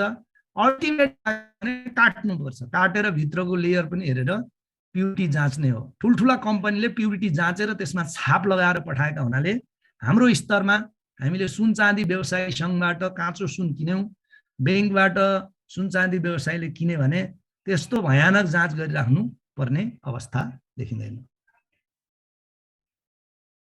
7 तरिकाले गर्छ कि 9 तरिकाले मलाई थाहा छैन यो विषय। तपाईलाई थाहा छ भने थ्यांक यू भेरी मच। यो मेरो एरिया हैन। मैले खाली आफूले बैंकमा बस्दा विभिन्न तालिमहरू प्राप्त गर्दा देखेको कुरा मात्रै भनेको। सर सुन चाँदी कर्जा लिन कति वर्ष उमेर? कानुनले तोकेको उमेर हो यो। 18 वर्ष उमेर भन्दा माथिकोलाई हामी सुन चाँदी दिन्छौं, कर्जा दिन्छौं। नागरिकता प्राप्त हुनुपर्छ। नागरिकता प्राप्त गर्न नेपालको कानुनले के छ, भाइ बहिनीलाई 16 वर्षमा पनि दिन्छ क्यारे नागरिकता त, तर 18 वर्ष उमेर भएकोलाई हामी सुन चाँदी दिन्छौं। नाइट्रिक एसिडमा पनि हुन्छ, सल्फ्युरिक एसिडमा पनि हुन्छ। कङ्क हुनुपर्छ, कन्सन्ट्रेटेड भन्छ हैन। नाइट्रिक एसिड पनि हो सुन चाँदीको हुन्छ, सल्फ्युरिक एसिडबाट पनि हुन्छ। यतापट्टि नलाग्नुस्, एसिड भन्नुस् न। हामी साइन्स पढ्दै छैनौं, हामी बैंकिङ पढ्दैछौँ। एसिडबाट जाँच गर्न सकिन्छ। मेजरमेन्ट कसरी गर्ने? राम्रो, यो कसले? ज्योति पौडेल। ब्यालेन्स हुन्छ भाइ बहिनी हो, तुलो हुन्छ जसमा हावा छिर्दैन। हावा नछिर्ने त्यसलाई फिजिकल ब्यालेन्स भन्छन्। कोही साइन्स ब्याकग्राउन्डको मान्छे हुनुहुन्छ भने ब्यालेन्स भनेको तुलो दुई खालको हुन्छ, फिजिकल ब्यालेन्स र केमिकल ब्यालेन्स। केमिकल ब्यालेन्समा चाहिँ एकदम हाइली एक्युरेट ब्यालेन्स हुन्छ भने भौतिक तुलोमा त्यो लेभलको हुँदैन। तर आजभोलि इलेक्ट्रोनिक ब्यालेन्सहरू पाइन्छ जसमा चाहिँ धेरै हाई लेभल अफ कन्फिडेन्समा चाहिँ नाप्न सकिन्छ। अर्को के भन्दै हुन्छ, चेकलाई चाहिँ कार्डले रिप्लेस गर्न सकिन्छ कि सकिँदैन भनेर पटक पटक यहाँ कोही भाइ बहिनी सोध्दै हुन्छ। हिजो मैले एकदम लास्टै गरी भनेको थिएँ हैन, कार्डले कुनै हालतमा चेकलाई पूर्ण रूपमा रिप्लेस गर्न सक्दैन। त्यसका कारण पनि भनेको थिएँ मैले। के त, एकदम ठुलो रकम भुक्तानी दिनु पर्यो भने तपाईँ कार्डबाट भुक्तानी लिन सक्नुहुन्न। आजका मितिमा ल 10 लाख रुपियाँ भुक्तानी लिनुस् त कार्डबाट, तपाईको कार्डबाट गाह्रो छ नि, लिमिटेसन छ। चेकबाट जुनसुकै रकम पनि तपाईँ भुक्तानी दिन सक्नुहुन्छ। एउटा चाहिँ तपाईको चेकको माध्यमबाट तपाईँ जतिसुकै रकम ट्रान्सफर गर्न सक्नुहुन्छ। जस्तै तपाईको 1 करोड रुपियाँ कृषि विकास बैंकमा छ, एकैछिनमा चेक प्रयोग गरेर नेपाल बैंकमा लैजान सक्नुहुन्छ। कार्ड प्रयोग गरेर कुनै हालतमा सक्नुहुन्न तपाईँ। त त्यस्ता डिफिकल्टी छन्। त के हो, कार्डले चेकको कामलाई केही हदसम्म घटाइदिन्छ, साना साना भुक्तानीको लागि। बैंकमा क्यू घटाइदिन्छ, जुन लाइन हो त्यसलाई घटाइदिन्छ। तर चेकलाई कार्डले सम्पूर्ण रूपमा, मैले हिजो एकदम लास्टै शब्द प्रयोग गरेको थिएँ, अहिले त नछोडिदिनुस्, आउने निकट भविष्यमा पनि चेकलाई चाहिँ तपाईको कार्डले रिप्लेस गर्न सक्दैन। अर्को नवीन भाइ हो कि बहिनीले सोध्नुहुन्छ, what is the use of cheque? ए भाइ बहिनी हो, चेक के हो? मैले अघि पनि भने यो भुक्तानीको साधन हो के, भुक्तानी गर्न प्रयोग हुन्छ हैन। अब discuss the points to be considered for the encashment of different types of cheque भनेर मैले हिजो कम्तीमा 10-12 वटा बुँदा हजुरहरूलाई नोटमा दिएको छु। भाइ बहिनीले पहिला त्यो सायद नोट पाइसक्नु होला त, यो यसको नोट पाउनु भएको छैन, सरी। त भाइ बहिनीले के हुन्छ, त्यो नोट हेर्नुभयो भने पनि त्यहाँ 12 वटा बुँदा छन् भाइ बहिनी हो। त्यही पोइन्टहरू यहाँ लेख्ने हो। चेकको युज भनेको एउटै सेन्टेन्समा लेख्ने हो, फर मेकिङ द पेमेन्ट, भुक्तानीको लागि हो चेक। चेकलाई भुक्तानीको साधन भन्यौ नि, ड्राफ्टलाई के भन्यौ, विप्रेषणको साधन भन्यौ। अघि मात्रै पनि मैले कुरा गरेँ, चेकलाई के भन्यौ हामीले, भुक्तानीको साधन। सल्फ्युरिक र नाइट्रिक दुईटै अप्सन छ भने कुन चुज गर्ने? जुन चुज गर्दा पनि हुन्छ। अझ सल्फ्युरिक र नाइट्रिकलाई मिलाएर पनि गर्छन्। म साइन्सको मान्छे भएर मैले यति भन्न सकेको हुँ। तपाईँ त्यति टेन्सन न, तपाईलाई यो कुन एसिड हो जान्नु जरुरी छैन। शाखामा एसिडको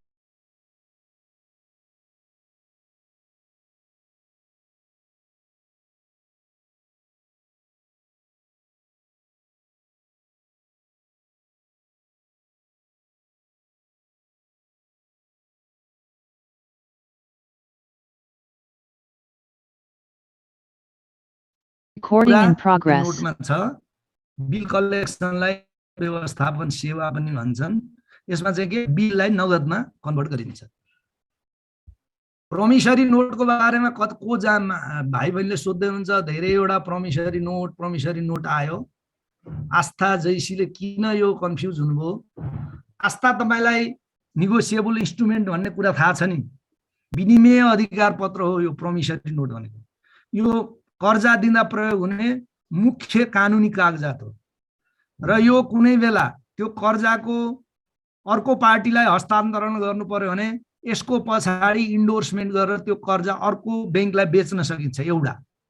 अर्को चाहिँ के, यसको मुख्य प्रयोजन चाहिँ अदालतमा कुनै द्वन्द्व हो भने पहिलो प्रमाणको रूपमा हामी प्रमिसरी नोटलाई पेश गर्न सक्छौँ।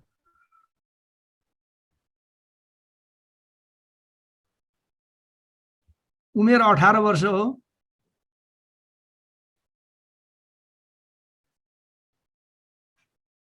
सुन चाँदी कर्जाको दिनदिनै मूल्य तलमाथि हुन्छ। कर्जा दिने बेला कसरी दिने भनेर सोध्नुहुन्छ, यो जेन्युइन क्वेसन हो। कसले लेख्यो? रमेश बाबु। यो के हुन्छ, तपाईले त्यति यसमा टेन्सन लिनु पर्दैन। 1 महिनाको लागि केन्द्रीय कार्यालयले तोकिदिन्छ के। तलमाथि भनेको अहिले 90,000 छ, एकैचोटि 60 मा त आउँदैन नि त। 89 मा आउँछ, 88 मा आउँछ, धेरैमा धेरै आए 85 मा झर्ला। अहिले 90 छ, स्वाट्टै चाहिँ 50 मा झर्दैन सुन है। त के हुन्छ, केन्द्रीय कार्यालयले एउटा 1.5 महिनाको बजार रेट हेरेर यो बजार रेट कायम गर्नु भनेर तपाईलाई परिपत्र दिन्छ के। अनि सामा तपाईले त्यो अवधिसम्मलाई कुनै बैंकले 3 महिनाको लागि दिन्छ, कुनै बैंकले 1 महिनाको लागि दिन्छ। उदाहरणका लागि राष्ट्रिय वाणिज्य बैंकले 3 महिनाको लागि दिन्छ। के भन्छ भने यो त्रैमासको लागि सुनको बजार मूल्य प्रति ग्राम 6,000 रुपैयाँ कायम गरी लगानी गर्नु भनेर तपाईलाई आदेश दिन्छ। 6,000 रुपैयाँ कायम गरेर लगानी गर्नुभयो र डिफल्ट भयो भने तपाईलाई कारबाही हुँदैन, किनभने त्यो बैंकको नीति हो हैन। 1, 200, 500 घटनाले त्यहाँ त्यति असर गर्दैन। किन?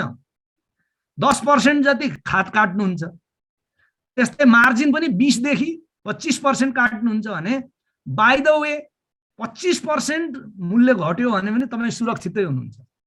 यदि त्यो भन्दा पनि बढी घट्यो भने मार्जिन कल गर्नु पर्यो। मार्जिन कल भनेको अघि मैले भने एउटा भाइको क्वेरीको उत्तरमा, या त्यति रकम बुझाइदिनुस् जतिले घट्यो, या चाहिँ एडिसनल सुन ल्याउनुस् भने हो। ठिक छ, यो गर्ने। रमेश बाबुले बुझ्नुभयो होला, भाइ बहिनीले पनि बुझ्नुभयो होला। सर, एउटै परिवारमा धेरै जनाको नाममा सुन कर्जा दिन मिल्छ कि एउटा परिवारमा एक जनाको मात्र? भाइ बहिनी हो, यो 2-4 वर्ष अगाडिसम्म यसको कुनै नियम थिएन। के भनिएको छ भने एक परिवार होस् जोसुकै होस्, एक दिनमा एउटा तमसुक बनाउने, एक दिनमा एक जनाको नाममा एक भन्दा बढी तमसुक बनाउन तपाईं पाउनुहुन्न एउटा। अर्को चाहिँ एक दिनमा बढीमा 8 लाखसम्मको मात्र एउटा कर्जा प्रदान गर्ने यो व्यवस्था छ हाल राष्ट्र बैंकको। अलग अलग मान्छे अलग अलग नागरिकता लिएर आए भने अलग अलग कर्जा दिनमा कुनै व्यवधान देखिँदैन। तपाईसँग सुन हुनु पर्यो, प्योर सुनले बनेका गहना भयो भने तपाईले दिन पाउनुहुन्छ। तपाई अहिले नातिनुस्, तपाईलाई सुन चाँदी जाँचकी बनायो या केसियर बनायो भने यो बारेमा धेरै ठुलठुला विज्ञ राखेर तपाईलाई तालिम दिन्छ 10-15 दिनको। अहिले धेरै आत्ति राख्नुपर्ने छैन। अब यो त म भन्न सक्दिन, अंगद भाइको 33 किलोमा सुन पत्ता लगाउन नसक्नुको कारण मलाई थाहा छैन। यो त गृह मन्त्रालयलाई सोध्नु पर्यो भाइ बहिनीहरु हैन। एउटा भाइ अंगदले सोध्नु भएछ, ठिकै छ, यो मनोरञ्जनको लागि यो क्वेशन ठिकै छ, तर म यसको जवाफ दिन असमर्थ छु भाइ बहिनी हो। गोरे कहाँ हो के हो, फेरि गोरेले मलाई मार्ला यहाँ भनेको सुन्यो भने। अब अर्को क्वेशन छ, बैंकले सुन चाँदीको प्लेजमा लोन प्रवाह गर्दा के पक्षहरू ध्यान दिनु पर्यो? अघि ध्यान दिने पक्षहरू तपाईको नोटमा एकदम इन्ट्याक्ट छन्। 22, 24 र 18 क्यारेटमा शुद्धतामा फरक हुन्छ के। 24 भनेको धेरै मात्राको शुद्धता, 22 भनेको त्यो भन्दा कम शुद्ध र 18 भने अझ त्यो भन्दा पनि कम शुद्ध हो। जितेन्द्र बाबु, सुन चाँदी कर्जा हाल कतिको प्रचलन छ? प्रचुर मात्रामा प्रचलन छ। लगभग A क्लासका सबै बैंकबाट सुन चाँदी कर्जा प्राप्त हुन्छ। B र C क्लासका बैंकले पनि यो कर्जाहरू प्रयोग गर्छन् भाइ बहिनीहरु। अर्को, सर सुन चाँदीको घनत्व क्याल्कुलेसन गर्ने सूत्र हुन सक्छ? मलाई थाहा छैन, यो मेरो स्कोपमा पर्दैन। सुन चाँदी कर्जा पढाउने सर आउनुहुन्छ, उहाँलाई बढी थाहा हुन्छ यो बारेमा।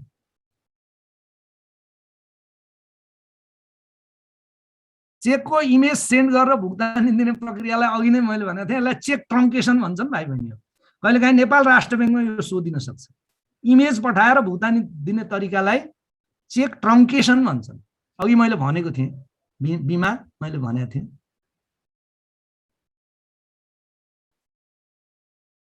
सुन चाँदी कर्जा लोन दिँदा बिल अनिवार्य छ कि छैन? सुनिता तामाङ सोध्नुहुन्छ, बहिनी बिल अनिवार्य छैन। उसले खरिद गरेको बिल भन्नुभयो तपाईँले, त्यो अनिवार्य छैन। तर बेच्ने बेला चाहिँ यस अनिवार्य छ। बेच्नु पर्यो सुन चाँदी भने चाहिँ अनिवार्य छ। ल पुरानै देखिन्छ।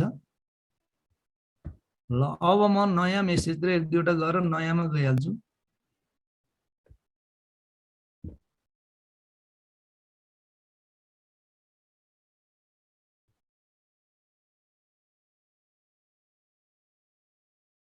ल अब चाहिँ तपाईको यहाँ एउटा सानो क्वेसन पनि गर्नुभयो, यसलाई पनि मैले भनिदिउँ कि जस्तो लाग्यो। आधुनिक उच्च प्रविधि युक्त भुक्तानीका साधनहरूको फाइदा र बेफाइदा। अब फाइदा त धेरै छन्, के छन् त? तत्काल भुक्तानी हुने, खर्च कम लाग्ने, हैन? यी फाइदा हुन् भने बेफाइदा के हुन्छ त? प्रविधिको दुरुपयोग भएर बेफाइदा हुन सक्छ। यति हो। के छिटो छरितो हुन्छ, कम कस्टमा हुन्छ। फाइदा त्यो हो। कम लागतमा तपाईको भुक्तानी तपाई प्राप्त गर्न सक्नुहुन्छ।